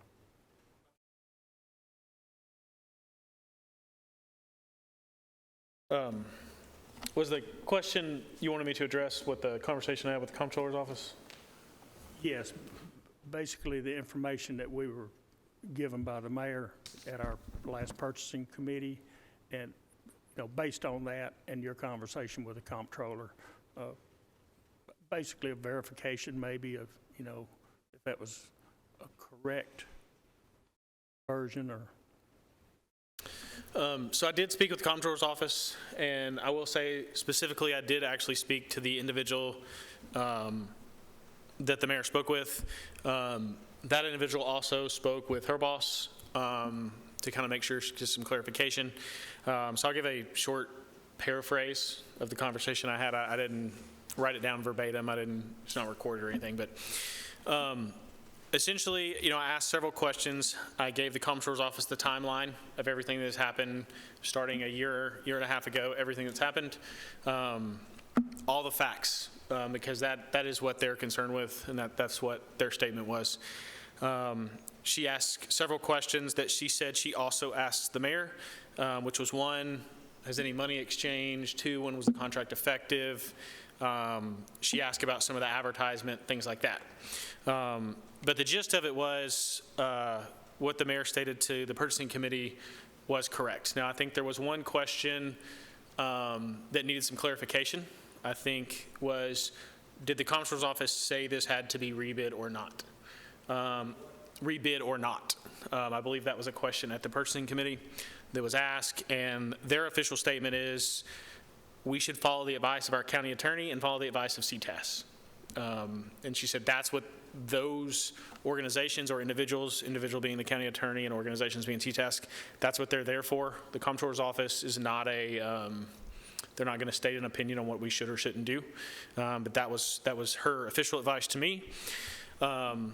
Additionally, this happened, to the best of my knowledge, I believe the contract was signed in error in July or August. I don't know the exact day. But that's in the FY25 fiscal year. So we currently have the auditors here. There was 2 of them here today in my office. They'll be here another month or so. And so that'll be part of the 24-25 audit as well. They look at all of our bids and purchasing every year. So that was kind of the gist of the conversation that I had with her. Thank you, Michael. Sorry to keep you so late, but, yes, questions? So our attorney gave some opinions during purchasing. Has CTAS rendered an opinion, or are we going to wait until we get audited and respond in '25? No, I think I was covering two parts there. I do believe the mayor's office has reached out to CTASC to get an opinion.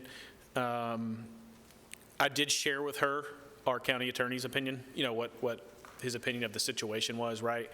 And she was willing to state she thinks, based on the circumstances that have transpired over the last year and a half, that she thought the county was taking the best steps that it could to rectify the situation.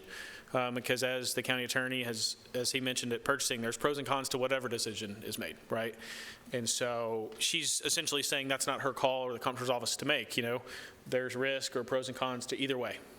And she's saying, though, that if you would like to move one way, she feels that it was right to go back to purchasing. It was right to go through the process as best you could now. So that's what she said. Thank you. Any other questions? Thank you, Michael. Rest. Okay, back to Commissioner Boyd. You had a request for Republic to come up and speak, and Yes. if the committee is okay with that, we'll Republic to come up. Michael Klassen, bend the rules. One comment prior to that. Are we going to hear the contract? Is Waste Management going to present the contract, or is the contract going to be opened and highlights read tonight? Or were we supposed to have just listened to purchasing, et cetera? Did I say Waste Management? Yes, the contract. Are we going to have the contract read tonight? We're having Republic respond to a question about a future tipping rate, et cetera. We hadn't even had the contract. I think the question was, what is their average tipping rate now? Or their And gate then we'll rate, come back to their the gate rate. contract. Yes. Well, this is more information pertaining to the contract. Because we're going to be late, because we hadn't even heard the contract yet. And I Exactly. have comments and thoughts about the contract. $62, $15.37, or 10. 37 tons, or 50 tons, or 100,000 tons. So we're answering questions about the contract before we open the contract. So just keep in mind, I'm going back to the contract before the night's over. Well, all of this is concerning the contract, Chairman? and Can you limit him to answer that one question? How much is this gate fee? Because we're like Mr. Dodd said, we're going to be here pretty late. Shouldn't take long to answer that one question, would you think not, Mr. Boyd? that was Okay, your fine. intentions? Mr. Boyd, was that your intentions? I mean, that was my understanding. That's correct. Thank you. Okay, at this time, we'd have Michael Klassen come up.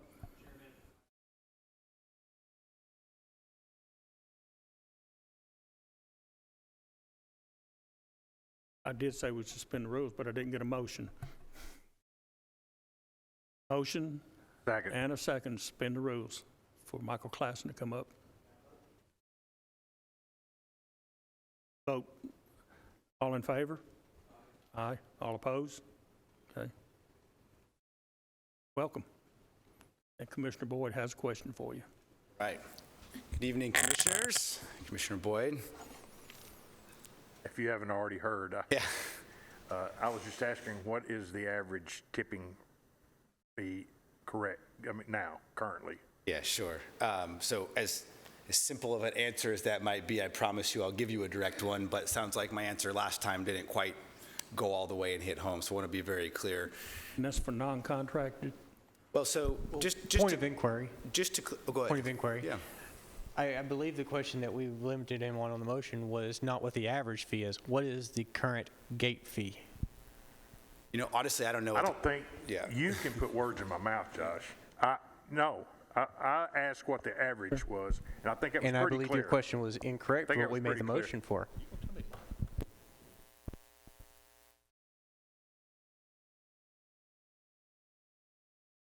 Michael, would you continue, please? Sure. So look, I think the gist of what that question is going to is, we have a lot of rates that are contracted. We bring a lot of waste in ourselves. Y'all bring a lot of waste to us for free. So does the city of Murfreesboro. So the sort of average rate is it's a nebulous number. The important rate is the independent haulers that are bringing waste to Middle Point today. They are not under a contract per se. What they are is we offer them a rate and they say, yep, that rate works, we're going to come to you. Typically, we're not locking these people into put or pay contracts, which is what that's called. So if they don't bring the waste to us, then the contract is over, right? We work it out with them because we have good relationships. So those independent haulers, which I think are the basis of this transfer station, the county transfer station, the average rate that they are paying is in the $73 to $74 per ton. So, and again, that number is 38,000 tons about in the last 12 months that we had from in-county independent haulers bringing waste to Middle Point. That's correct. Thank you. Yeah. Thank you. Sure. Question before you leave. Is that what they? Am I allowed to ask it? You said I only got one. It was my understanding there was one question. I don't think you answered the question. What is the amount they pay leaving the gate going home per ton? Yeah, I think you're making this more complicated than it is. Like waste is unit economics, right? So how much does it cost us to process a ton of trash, and how much are they paying?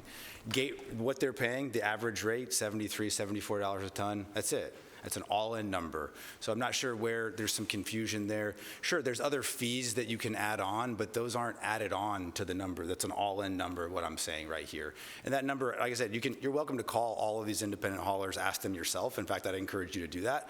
They'll tell you what they're paying. These guys own their own businesses. They want the lowest rate possible. They have no incentive to give you a false number that doesn't include fees. So I would just say call them. Like, these guys will tell you the truth. They'll tell you exactly what I'm telling you, which is what their average paying is $73 to $74 per ton, all in, to bring their independent hauler waste to Middle Point.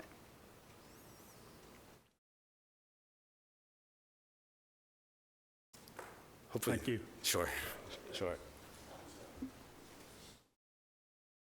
It was suggested to me, since we were letting Republic come up, that we would also ask Waste Management to come up.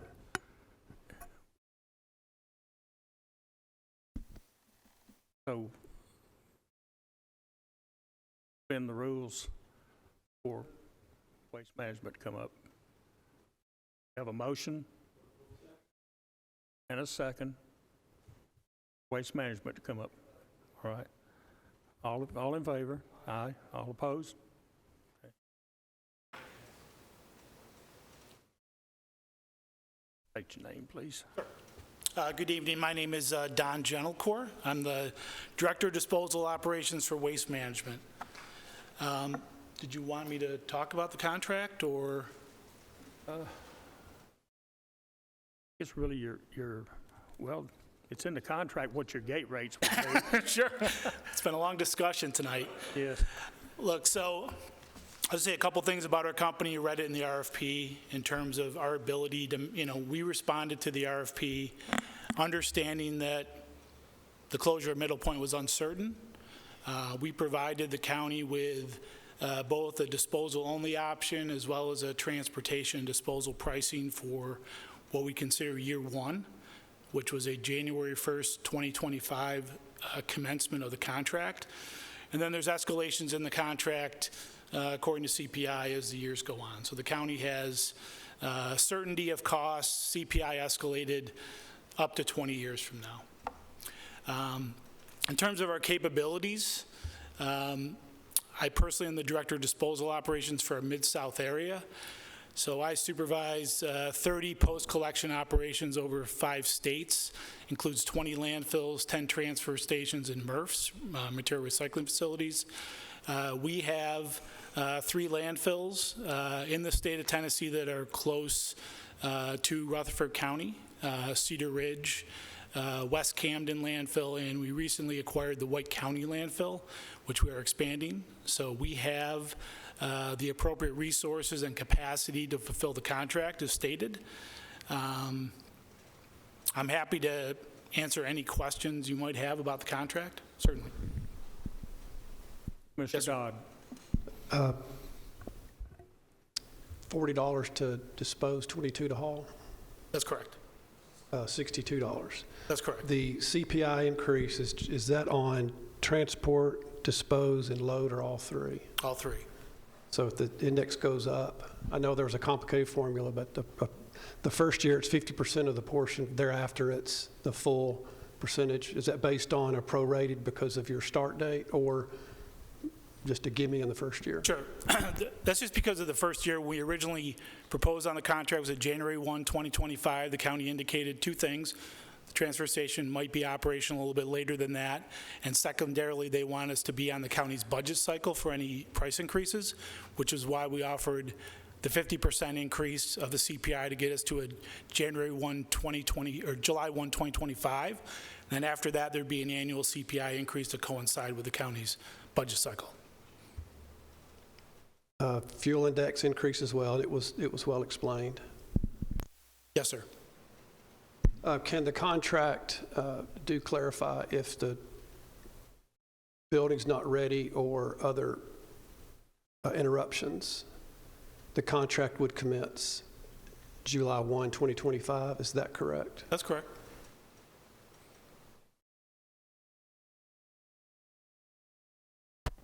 That's all I have. The minimum fee of $50,000. Yes. It appears as if on any given quarter, you do the math, if we're under by average for the next quarter, you charge $50,000 a month. That would assume one of each of the 3 months would be at $50,000. We would have a $150,000 quarter. Well, that just to be clear, that's a true-up number. So let's say we were short of the minimum $50,000 per month. Let's say it was $145,000 in billings. We'd charge the county $5,000 as a minimum true-up. I was going to lead. Okay, so yes, sir. So you do the math on the previous quarter.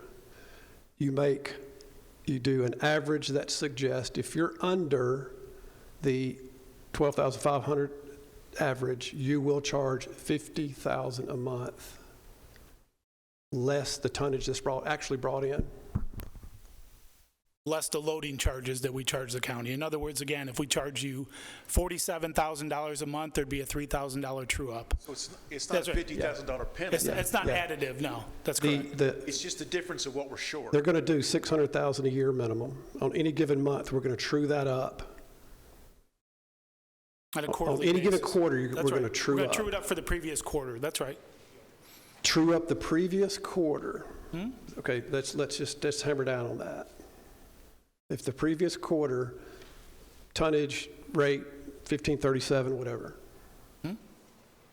If that previous quarter is a total of 145,000, you're going to charge 5,000 in arrears. That's correct.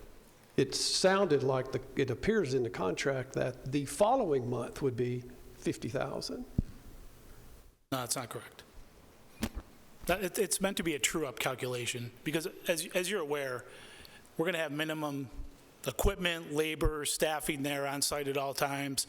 We're prepared to handle that volume at all times. So that's just to make sure that the contract is made whole. Yeah, certainly it's a good business model.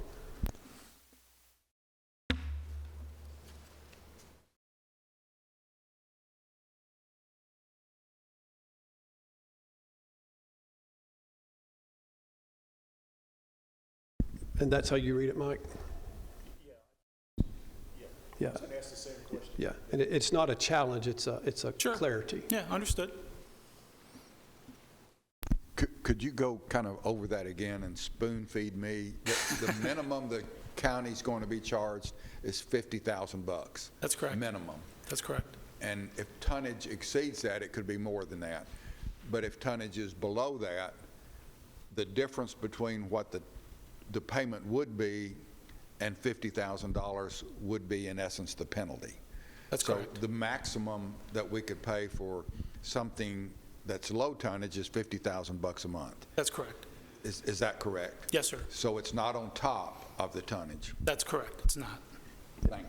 You're welcome. And so another way I looked at it was they're going to get $600,000 a year minimum to operate on an annual basis, and then they're going to true it up every quarter.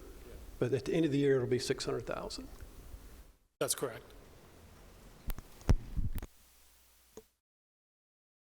Any other questions?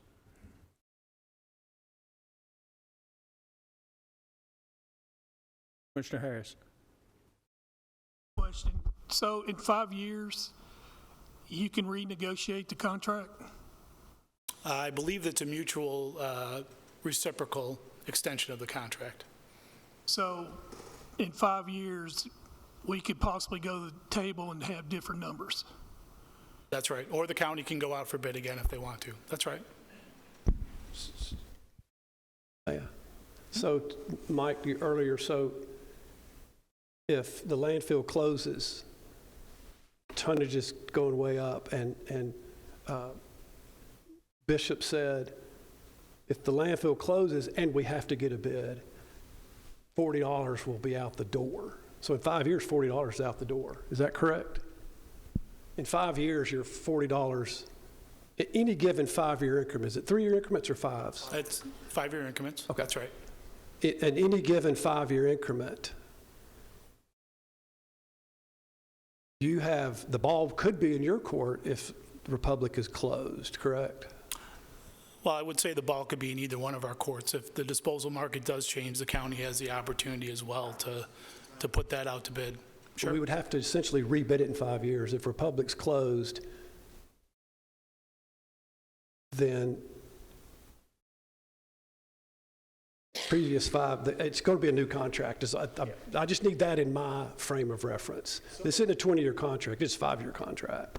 If something really dramatic happens, such as... Depending on where in that 5 years they would potentially close, somebody's going to ride the wave. County's going to ride the wave because we're getting $40 when we can charge 120, and or vice versa. You know, they'll come back and your 40's now 80, but the market is still bearing 120, so we're all still making money.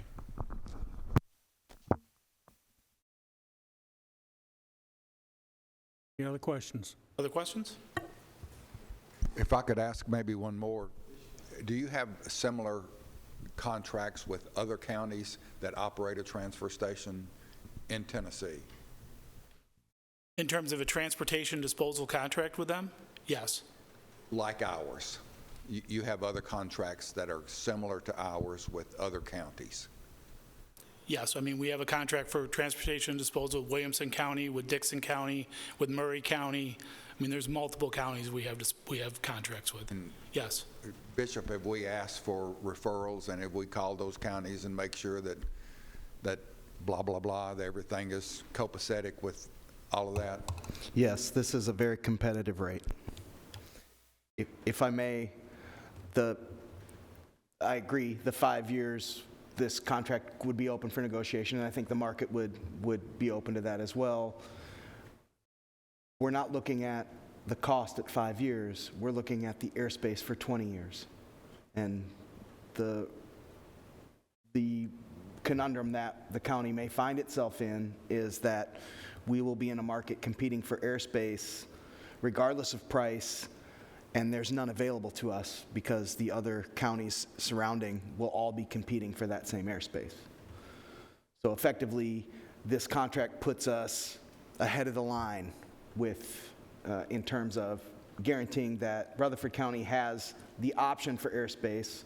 After 5 years, if the numbers don't work, the county also has the option to go look for airspace elsewhere. But this does allow us and puts us in a position where we can maintain the option of having airspace for that period of time. And I wanted to make sure that that was clear. Of course, that's assuming there is airspace left at that time. We don't know how fast these other... This contract is real clear that for 20 years, they will take our garbage if we negotiate the rate. So they've got other landfills and other holdings elsewhere. If Cedar Ridge closes and they can't take it there, they'll take it somewhere else, and the cost will be on them. That's correct. Any other questions? Okay, thank you. Thank you. Yep. Mr. Chairman, if I could lean on Bishop again. Sir. Bishop, I don't mean to be picking on you, okay? But I don't know who else to ask these questions. I'm here for that, sir. That we began discussion on a transfer station a couple of years ago, okay? With the understanding that Middle Point was going to close immediately. Within the next 2 years. Excuse me, we need to come back into session. So-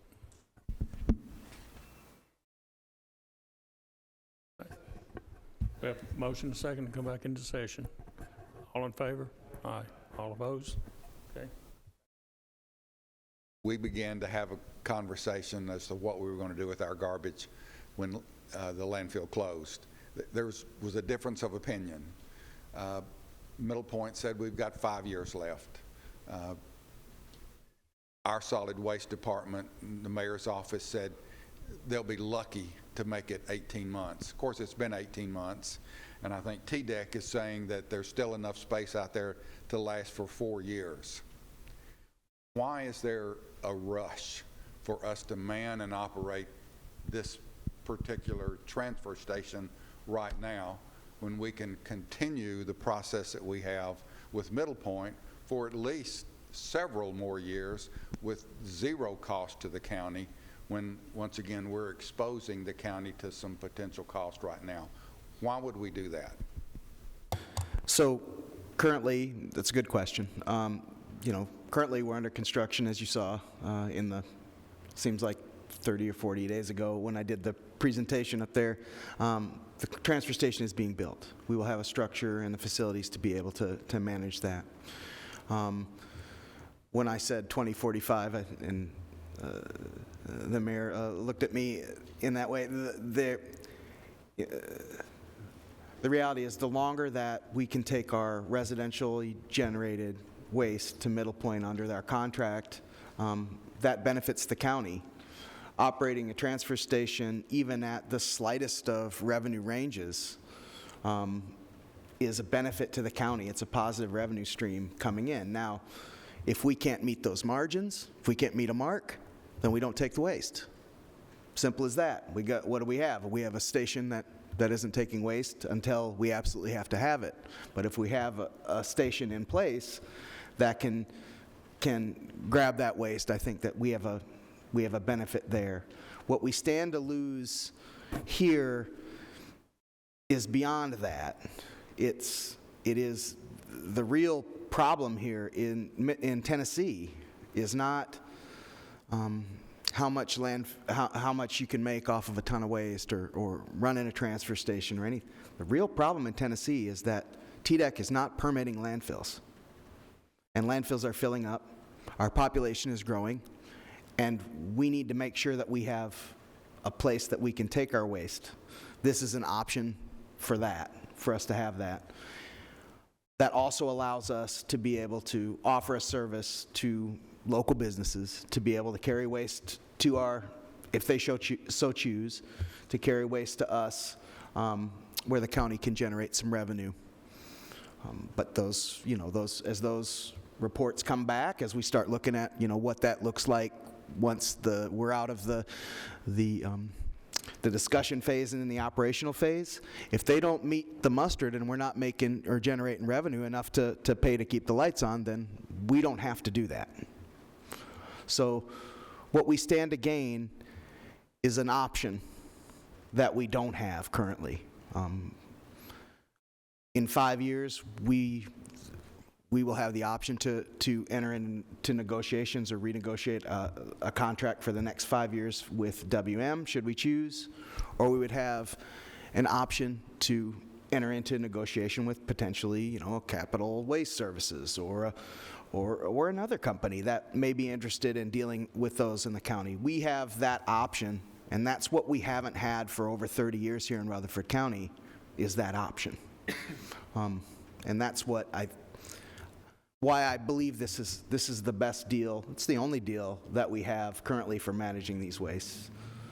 Okay, just one other quick follow-up. Maybe it's not quick. But this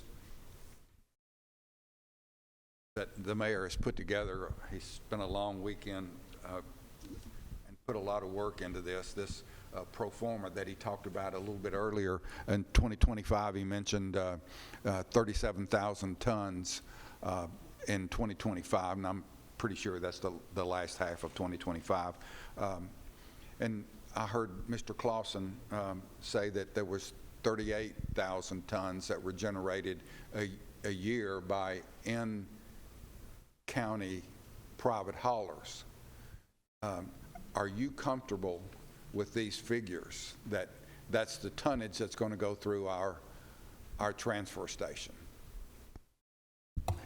I have not seen that document that you all have, so I can't speak to the specific numbers on it. I will say that there is tonnage out there that we can capture that is currently been diverted away from operations at Middle Point Landfill, in order for them to do exactly what Mr. Clausen said he would do some time ago, maybe a year ago, so that adjust the knob so that their landfill can stay open to the length of time they want. It's an operational practice. Yes. They have obligations that they have to meet, and their landfill is a mechanism for that. They have the obligation with us that they have to meet with our waste that we bring to them as well. So to answer your question in one word, yes, I think that's an easily attainable number for us to get. Now, I don't agree that there was 37,000 tons that were generated in the county that's outside of that. I think that there was more waste than that's out there. It may have been 30,000 tons that were generated and had been delivered or have been turned away or have taken their business elsewhere from our public services. I'm not looking at their books to know exactly where that come from, but in looking at solid waste origin reporting, generation statistics from the state, and that 50,000 tons a year is an achievable weight, especially if we can provide a top quality service and maintain good solid turn times. I think we'll attract a lot of existing customers and potentially new businesses that are trying to get into the market that would, otherwise be deterred by having to take smaller vehicles up on top of the landfill or to be able to do those things. There's definitely a need in our community for door-to-door haulers that want an option other than take it up to the large landfill that a transfer station would provide. So I think that we can stay within our contractual obligations with Middle Point Landfill and not in any competition with the contracts that they have, and still attract that amount of waste. Very good. And let me just kind of follow up with a thought. We operate a transfer station and start processing some of our own garbage. And of course it grows and grows over a 20-year period of time. Middle Point's life expectancy is, let's say now it's 4 years. Let's just say TDAC is right and it's 4 years. So we're taking garbage that has been going probably to Middle Point for the most part. And Middle Point has made some concessions, and I don't think they're receiving Nashville's garbage at this particular point in time. What's to prevent them from hauling in garbage that we've said that we don't want in the past? Nothing. Is that correct? So in essence, to make up for lost tonnage, they can go outside and bring in more garbage from the outside, or operate at less garbage and extend the life of that landfill for years beyond 4. So there's a couple of options that Republic has to either bring in more outside the county garbage, or to lessen the amount of garbage that they're receiving and extend the life of that landfill. So the landfill may not close in 4 years if they decide to go with option B as an example. But if they are losing tonnage, and of course they're operating a business and need to make a profit, so they can bring in garbage from anywhere, especially within the state if they want to, even garbage that we in the past have frowned upon. they can do all of those things, correct? That's correct. They could do that today. Frankly, they, you know, it's their business and their model that they're able to do. I think the way that I look at it is that we're going to generate residential waste. That's our statutory obligation to manage. If they're still open and operating, they will all, according to the contract, they will always have to accept our waste that we generate free of charge as part of the agreement. That doesn't, and you know, if they wanted to keep their landfill open indefinitely, they could. I mean, they could accept a pickup truck a year, and their landfill would still be in the open status. Now, no business, especially a landfill that large, that wouldn't be realistic, but they have the potential to do that. We don't lose in that scenario as a county. We have free disposal. We can continue to have that. What we have on top of that is now a very nice transfer station that's in the process of being constructed. That gives us an option in multiple different directions for how we can approach managing that airspace requirement when it will come up. And in the interim, I don't think that we would be in any position where it would put us in a negative financial position that we couldn't control on our own on this path. We make the decision on who we want to go into contract with. We make the decision on where we want to haul our waste. And that's, correct me if I'm wrong, what this committee 3 years ago asked me for.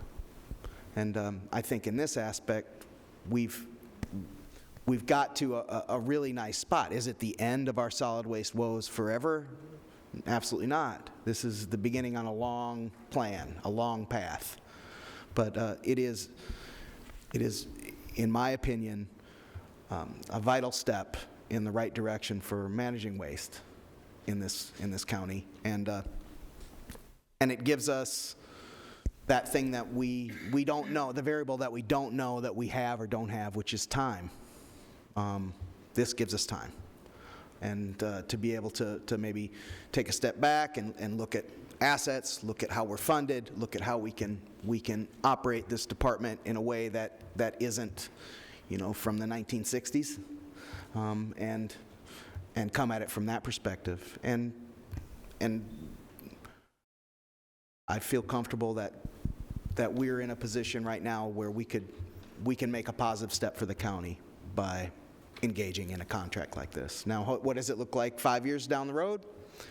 That's a discussion that we need to probably have about a year and a half after we sign this contract so that we can get the wheels moving.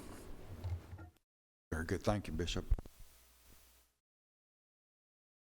Director Wagner, correct me if I'm wrong, but I think I understood you to say you had not seen this pro forma. That's correct. Still haven't seen it, really? I've not.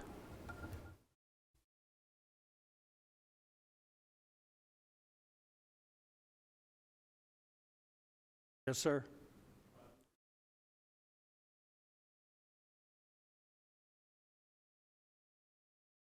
The reason I asked that, and I'm kind of flustered over it, is I've asked for him to be involved because he's our expert and our director, and I've asked for him to be more involved in the whole process. Understood, but there's a plausible explanation why Mr. Bishop hasn't seen it. As Chairman Phillips knows, I didn't get through with the pro forma until about 4:30, 4:45 this afternoon.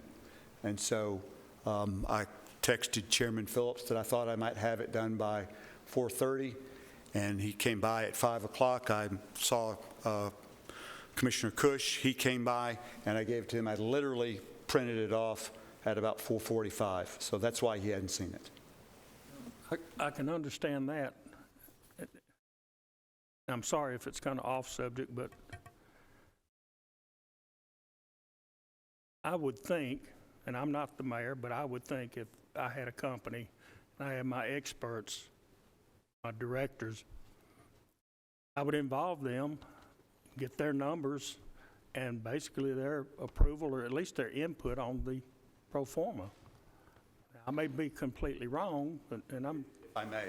So what I think Mr. Wagner was answering, and you can get clarification from him, I certainly don't need to speak for him, but he was asking, I think he was asking, has he seen the completed product? He had not. By the time I'd spoken to Chairman Phillips and Commissioner Cush at 4:45, what he had a lot of input into some of these data sets that went into constructing this pro forma. As a matter of fact, I talked to him several times. I texted and emailed.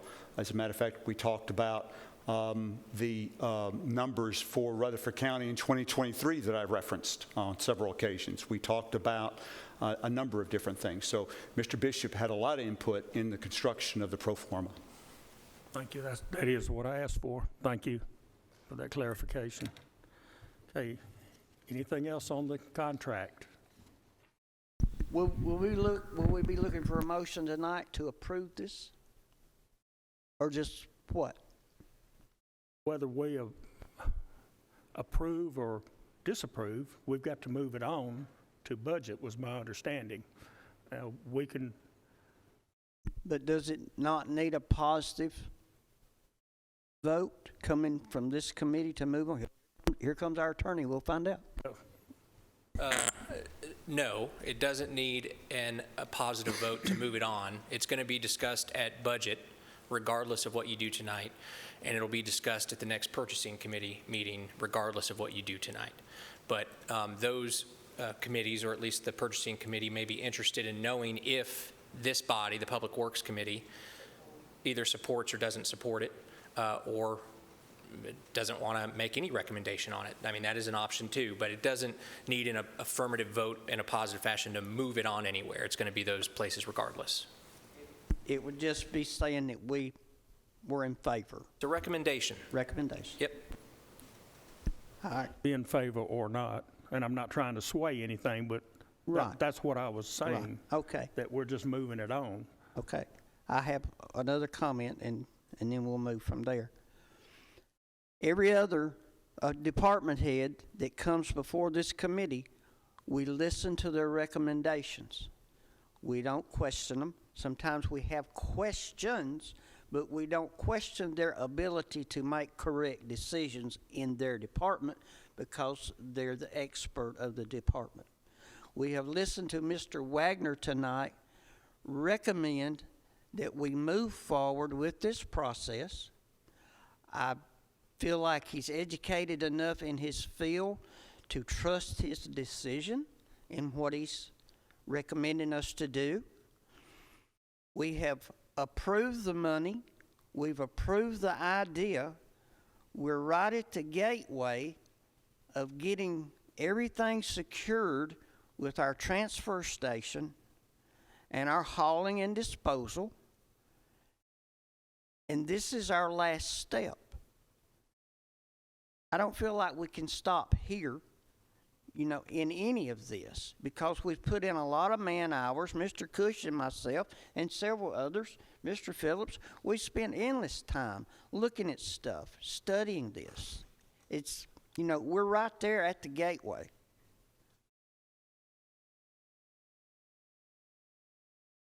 If we start this process, approve this contract, we get in it, we don't like it, you've got to give a 180-day notice to get out.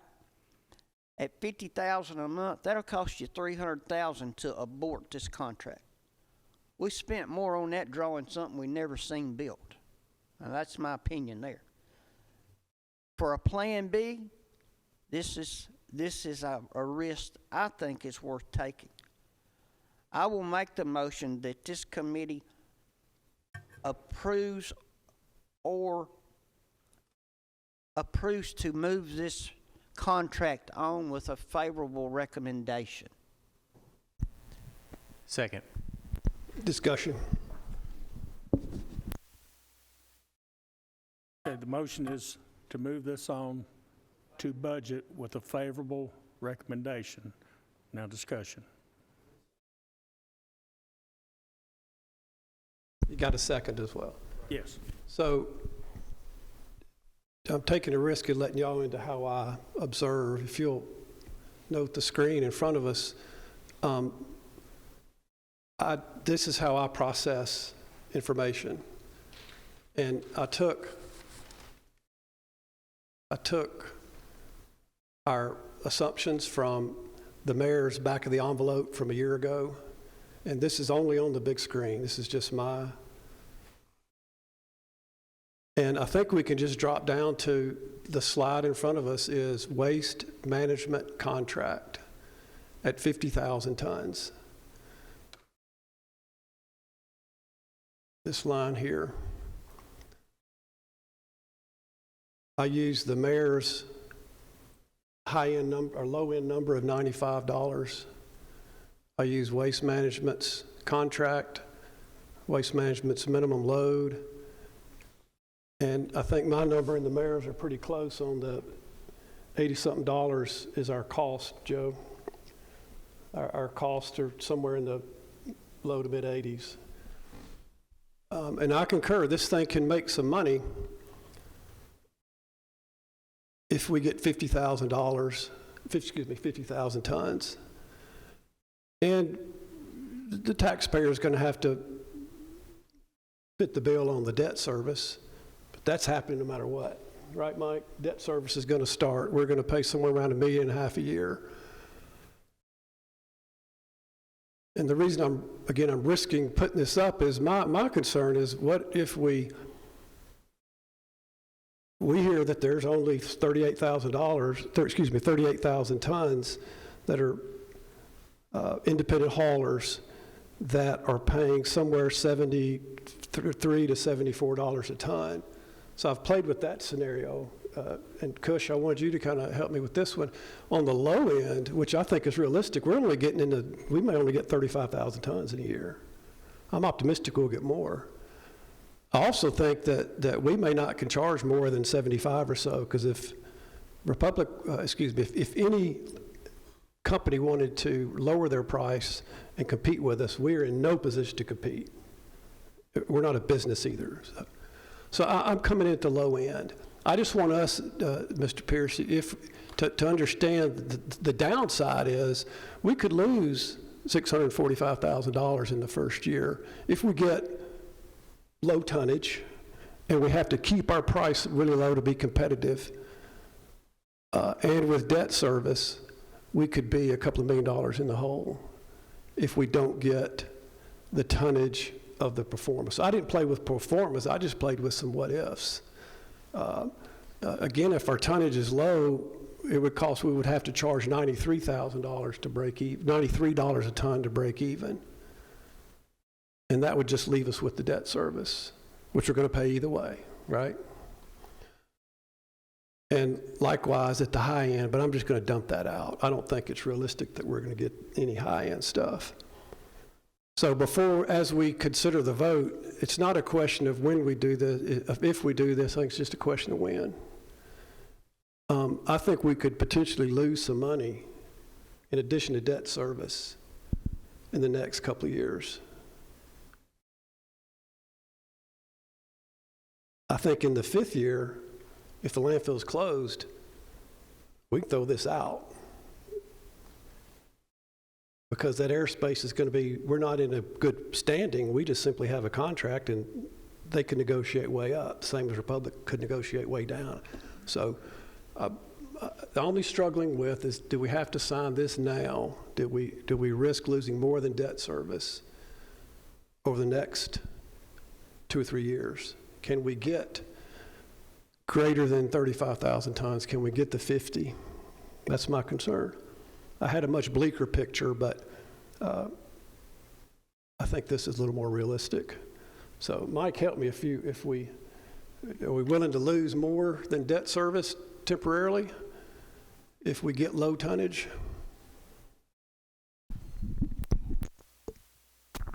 Slide your cursor back to the left, yeah. I think the realistic number in today's economy would be somewhere closer to that $90 per ton versus the 75. I'm looking where you have it shadowed. You got 35,000 tons. I'm thinking the potential tip fee revenue, and again, this is more based on what I hear others are paying. I think that 90 is kind of where the number really lies. So 75, I don't think we're going to have a problem being over that 75 limit. You're right, $125 would be when unicorns roam the earth, but I think $90 is a realistic number. So if that's the break even, we'll slide back over now. What did your 9350 say again? Yeah, I just rounded up. It breaks even. 2,500 Okay. is good. I mean, it's And that does or does not include the debt service? does not. Okay. Okay. It's a loss of debt service. Yeah, I really think that's I mean, if you lose a little bit of money the first year or two, I think that's acceptable. But I do in my gut, based on the information and the people I've talked to that are experts in the field, I think that $90 is really a realistic number. I have a question on this subject, if I may. Mr. Piercy. When you go across the scales at other landfills, you have to pay environmental fees, another 2 or 3 different kind of fees. Are we going to have to charge a fee at the transfer station since we're not burying the trash for people to come in and dump their trash? No, the fee that we charge will be a flat rate for tipping and disposing at the station. Okay, gentlemen, there's you about a $20 to $30 savings per ton. They're not going to pay at our receiving station that they will at other landfills. I've been to the landfill. I know what it costs. So there's a difference right there in how we're going to get trade versus somebody that does not have a contract. They won't have to pay the environmental fees to come to our transfer station versus going to a landfill. It'll be a pretty good savings for them. And that will change your tipping fee drastically. Well, it won't change your fee, but it'll make you cheaper than a landfill. There's no doubt. And that will improve your rate of dumping. That should get you to your 50 tons a month without any trouble by saving $15 to $25 on a dumping. Well, we hear that Republic is charging somewhere between 73 and 74. And I just how much were their environmental fees? He didn't tell you. He said out the door, out the gate. Without a contract. Correct. And are we going to charge, let's say we charge the same 75. Well, have you ever been to the Republic landfill with trash? yes, Did you have to pay an environmental fee to dump? it's been a minute. So what we've gathered tonight is misinformation from the podium out the gate at 71 to 74 for a independent hauler. In all fairness, we're talking about a company, and I say we because I'm part of this committee, so it's we. We're all in the game together, but speaking of what a company is charging, and the company representatives are sitting here, they can tell us what the environmental fees are or whatever. That answer to your whole statement, because that's what I'm hearing is a statement, not a question. So would the committee object to them coming back up and answering that question? What's their total cost? Environmental fees exactly what Commissioner Piercy just mentioned.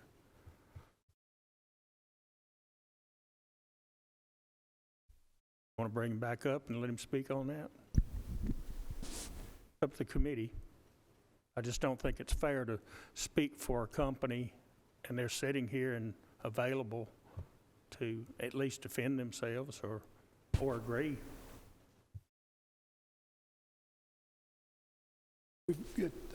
I'll let it to the committee. We've got a motion and a second. I don't know if we can suspend the rules again or I don't even know if we're getting in the weeds of what might they charge later. I guess that's drawing me off my thought process. I don't know that that's necessary. I'm speaking of the price now that so they charge, not all of the others. I'm not going to make the motion for them to come up. It's up to the.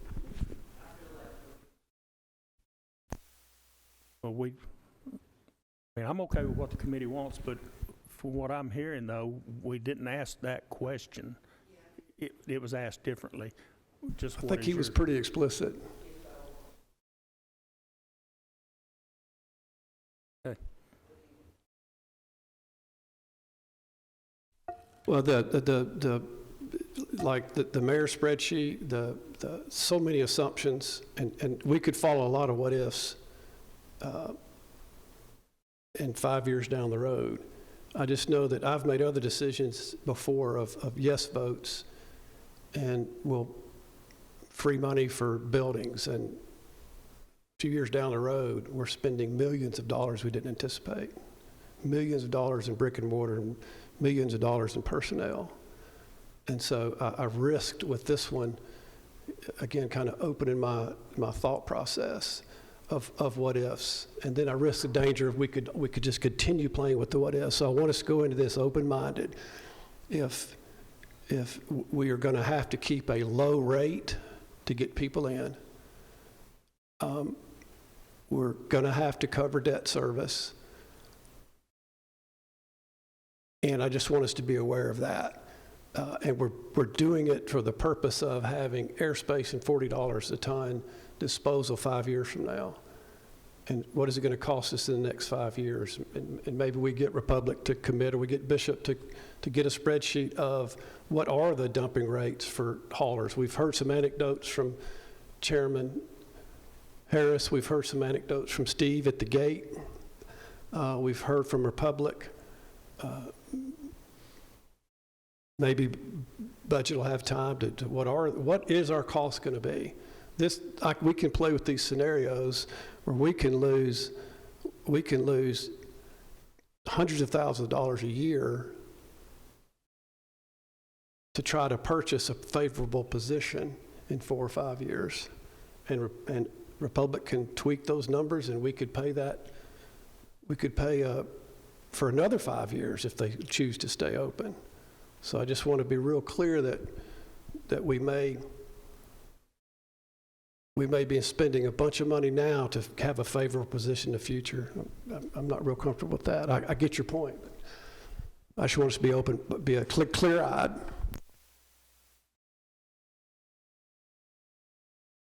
Any other comments or questions?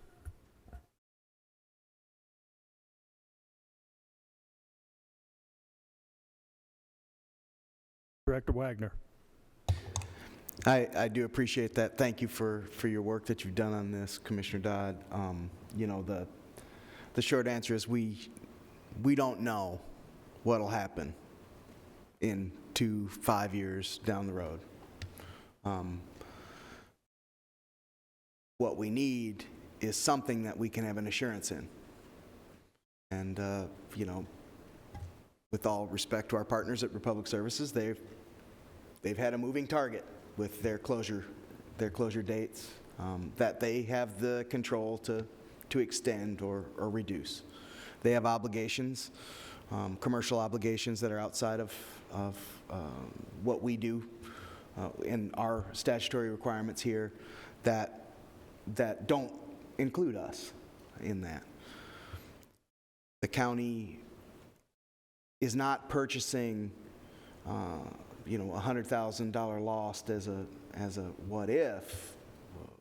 What we're doing is we're avoiding what could potentially become a gigantic emergency cost to try to haul and dispose elsewhere. That's what the investment is in. There's a mechanism here for us to be able to generate somewhat of a positive revenue, potentially, in that.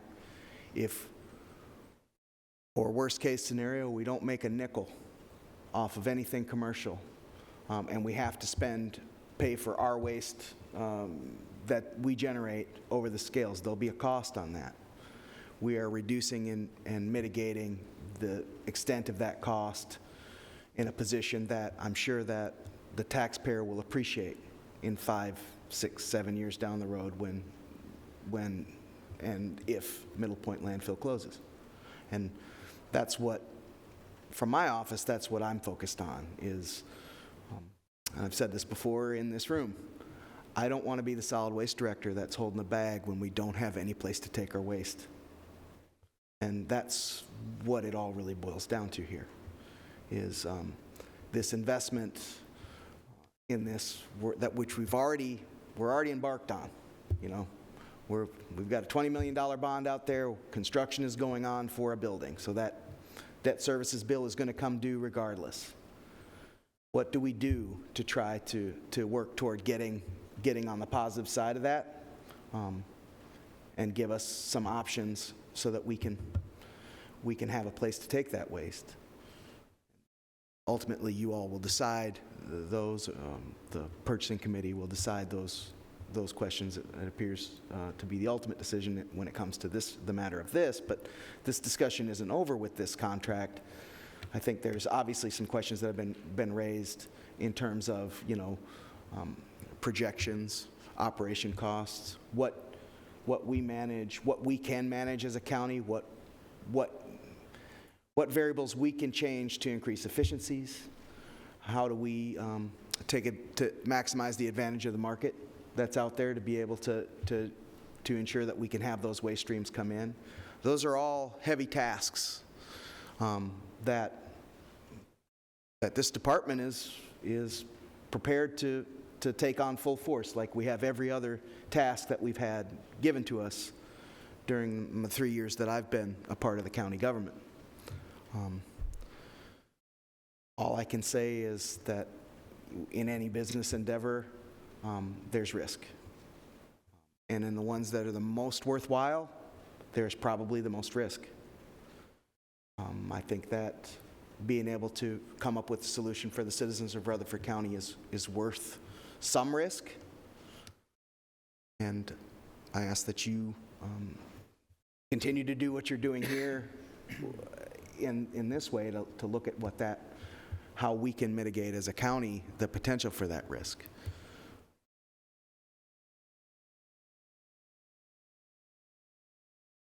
Any other comments or questions?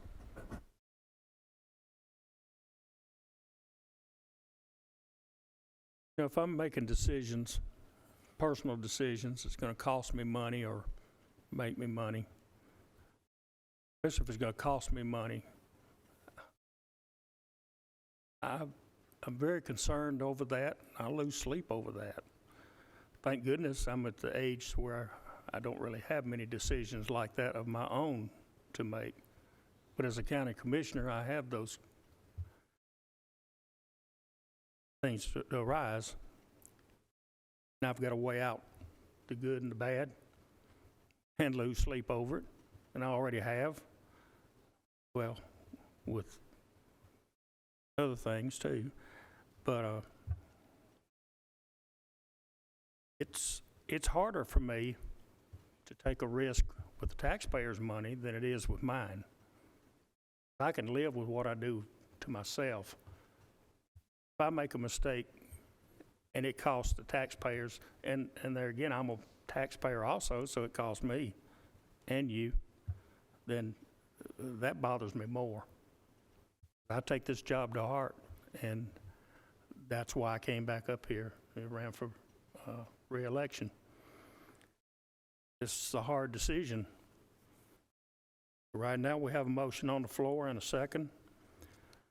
Move this contract with Waste Management forward with a favorable recommendation to budget.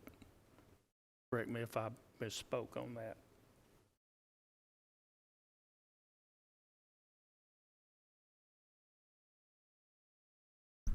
I think the positive recommendation was to purchasing, is that right?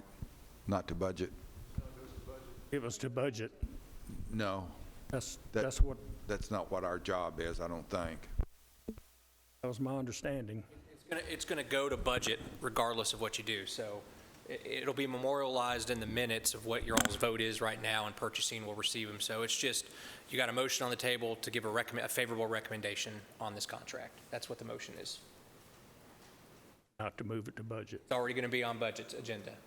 So if you were to say the outcome of this is no, we don't like the contract, it's still going to budget. So we're just voting a favorable recommendation On the this contract. Yes, sir. We're not sending it anywhere, it's going anyway. Correct. Okay? Is everybody clear on that?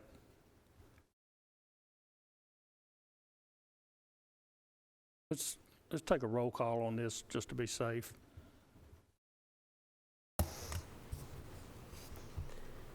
Commissioner Kush,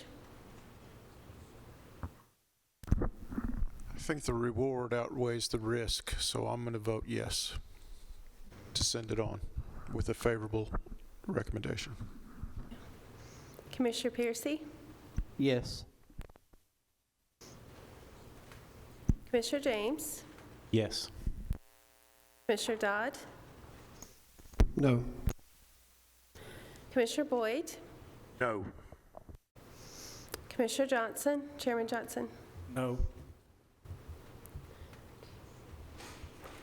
It's 3-3, tie.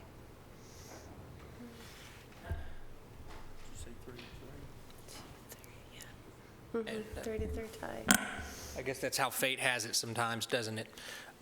Maybe a suggestion for this committee, if you all are amenable to it, is simply to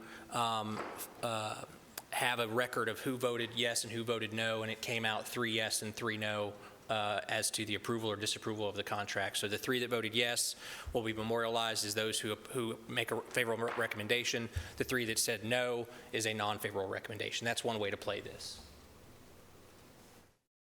Restate that. Yeah, please. sure. Instead of doing another vote, since you all are at odds, or at least a 3-3, is that it just comes out of this committee, and it's noted that Commissioner Cush, Commissioner James, and Commissioner Piercy have a favorable recommendation for this agreement, and that the other 3 commissioners that were here tonight do not. That is an option for the committee. And it still moves forward to. Correct. But at the will of purchasing, we vetted it, we had a thought, it moves on to budget independent of us and to purchasing. Correct.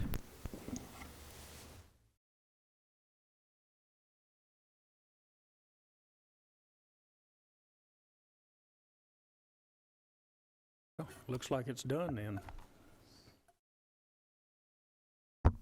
Going to move on with the split decision. I have a clarification for Nick.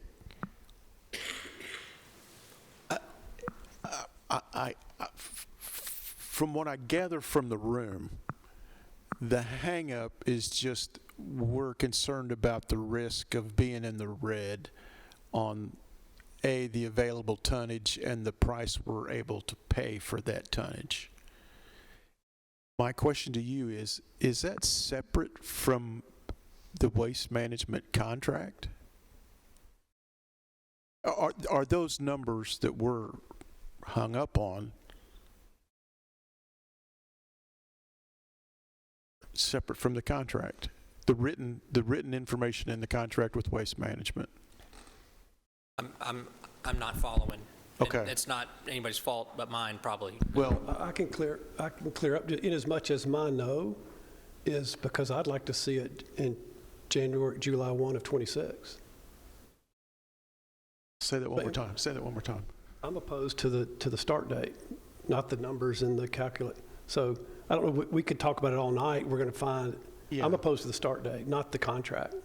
See what I'm saying?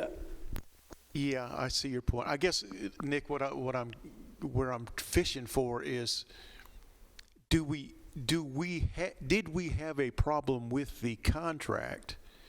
And when we first discussed this an hour or so ago, I felt that the contract, I'm assuming, my assumption was we felt the contract was sound. Where we're hung up is on the pro forma, whether it's the mayor's or Phil's numbers, about being in the hole the first year or two. Okay. And I'm wondering, is that a separate issue from the real waste management 20-some page contract? Are they blended together, or is this issue about, are we going to be in the hole the first year because we don't know if we can charge $75 or $90? Is that totally separate from the waste management contract? I think that that's part and parcel of y'all's discussion on whether you want to enter into this contract now as written, because you're trying to forecast the financial circumstances that you might be in. If there are changes to the contract that one would want to request of waste management, you have them here, and you could ask them to suspend the rules again and ask them to come up here and see if they would be willing to change any of the terms. I mean, to get a deal done. You have that ability. Now, whatever they say, they're not necessarily bound to, because ultimately they've got to agree to it at their corporate level, and the purchasing committee has to agree to it. But I'm just trying to think, if there are hang-ups, you can ask them if they're willing to address it, if it's something that you'd want them to consider. Let me ask the committee. I'm still confused about the separation of powers here, or not powers that you see it, but powers between the pro forma and the contract. If in fact we are hung up about what we think the county can charge as a tipping fee, and if that's going to make or break at the end of the year whether we're in the red or neutral or in the green, is that worth having waste management come up and saying, hey, here's our conundrum, do you see a way out of that? Or is that that's beyond their ability, right? That's on us, that's not on them, is it? Or can we pick their brain for advice? Well, I'm a no also, because I'm saying yes to a $62 a ton and yes to 1537 and yes to items when we don't even know who's coming. So it's just bigger than, it's like we should have had this discussion before we had a contract. Now, we failed that at Public Works, because we asked for an RFP, we never saw the darn thing. You're right. An engineer from North Carolina put it out, it hit the street, we never knew it was coming. Now here we are. Yeah. And I'm saying, I can't say yes to the contract tonight, because I'm torn on what is the business that waste, we're starting over. I follow you. Okay. I just wanted to make sure that, maybe from a legal standpoint, I wanted to make sure that, the contract was okay, but our own hang-up was with the numbers. Well, sure. So you might, in the form of the contract, be cool with it. But I think the ultimate question for your recommendation and for purchasing committee's ultimate decision is, do y'all want to do business with Waste Management and enter into an agreement with them to haul and load and transport the trash? I mean, I think that's the question. You might be cool with the four corners and the words within it and the rate, but whether you still want to do the deal, I mean, that's the ultimate question that you're talking about that may go to the pro forma. Does that make sense? Yeah. I think. And Mr. Phillips said the other night, 7 of us have discussed it. Now 7 more, you're on budget. 7 more are going to discuss it on budget, and 7 more are going to look back at it at purchasing. So this is so big that we're getting it looked at it with multiple eyes, and it's moving forward. I'm all for it. I'd love to hear the debate on the next. Well, we've had 6 to look at it tonight.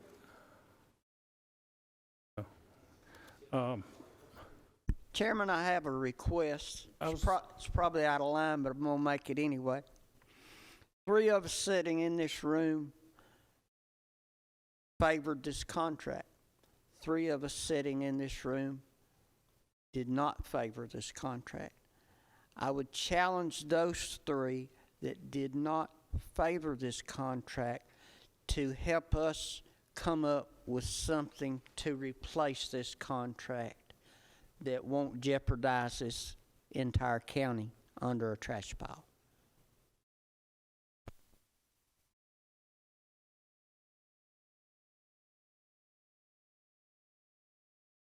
Mr. Cush, I was just going to make the comment. You want to know, is this a good contract or not? As far as waste management goes, this is a good faith contract. They're a good company, we know that. This is based on numbers that they've been given, or through their research or whatever. But yes, to me, it's a good contract if we knew we could meet those requirements. And I know nothing's perfect and nobody can promise that, yes, you're definitely going to meet those numbers, but that's the hang up I have. It's such a gamble with the requirements that are in the contract.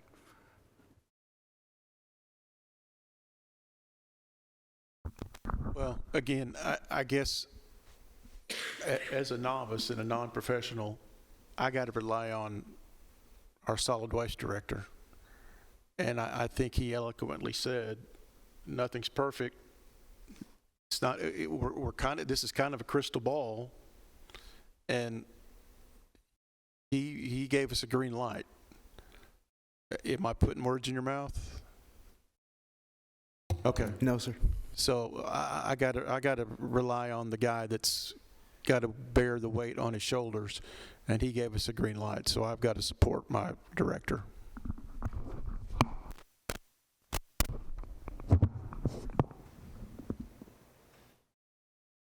Nick, if I could just clarify things, it's not this committee's decision to make. Right. This committee was asked to vet the contract through our solid waste director. Our solid waste director will take this information and what comes out of budget on Thursday night and make a recommendation before purchasing. Purchasing can either say yes or no to that. This information will be considered at purchasing, but this committee doesn't make a decision. So the votes that we had tonight is part of that decision-making process, just like the votes for budget will be part of that decision-making process. So I'm certain that the purchasing committee will take all of that under advisement and make a decision based upon the recommendation coming out of our solid waste director. So we're having conversations that maybe the purchasing committee would ask through the solid waste director, but the purchasing committee is the one that's going to make the decision. They ask for input from this committee, they've got it. And it's not positive, it's not negative, it's just information that the purchasing committee will make.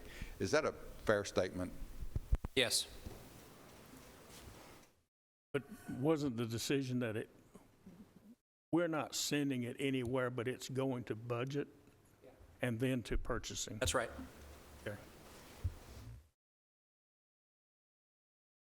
Anything else?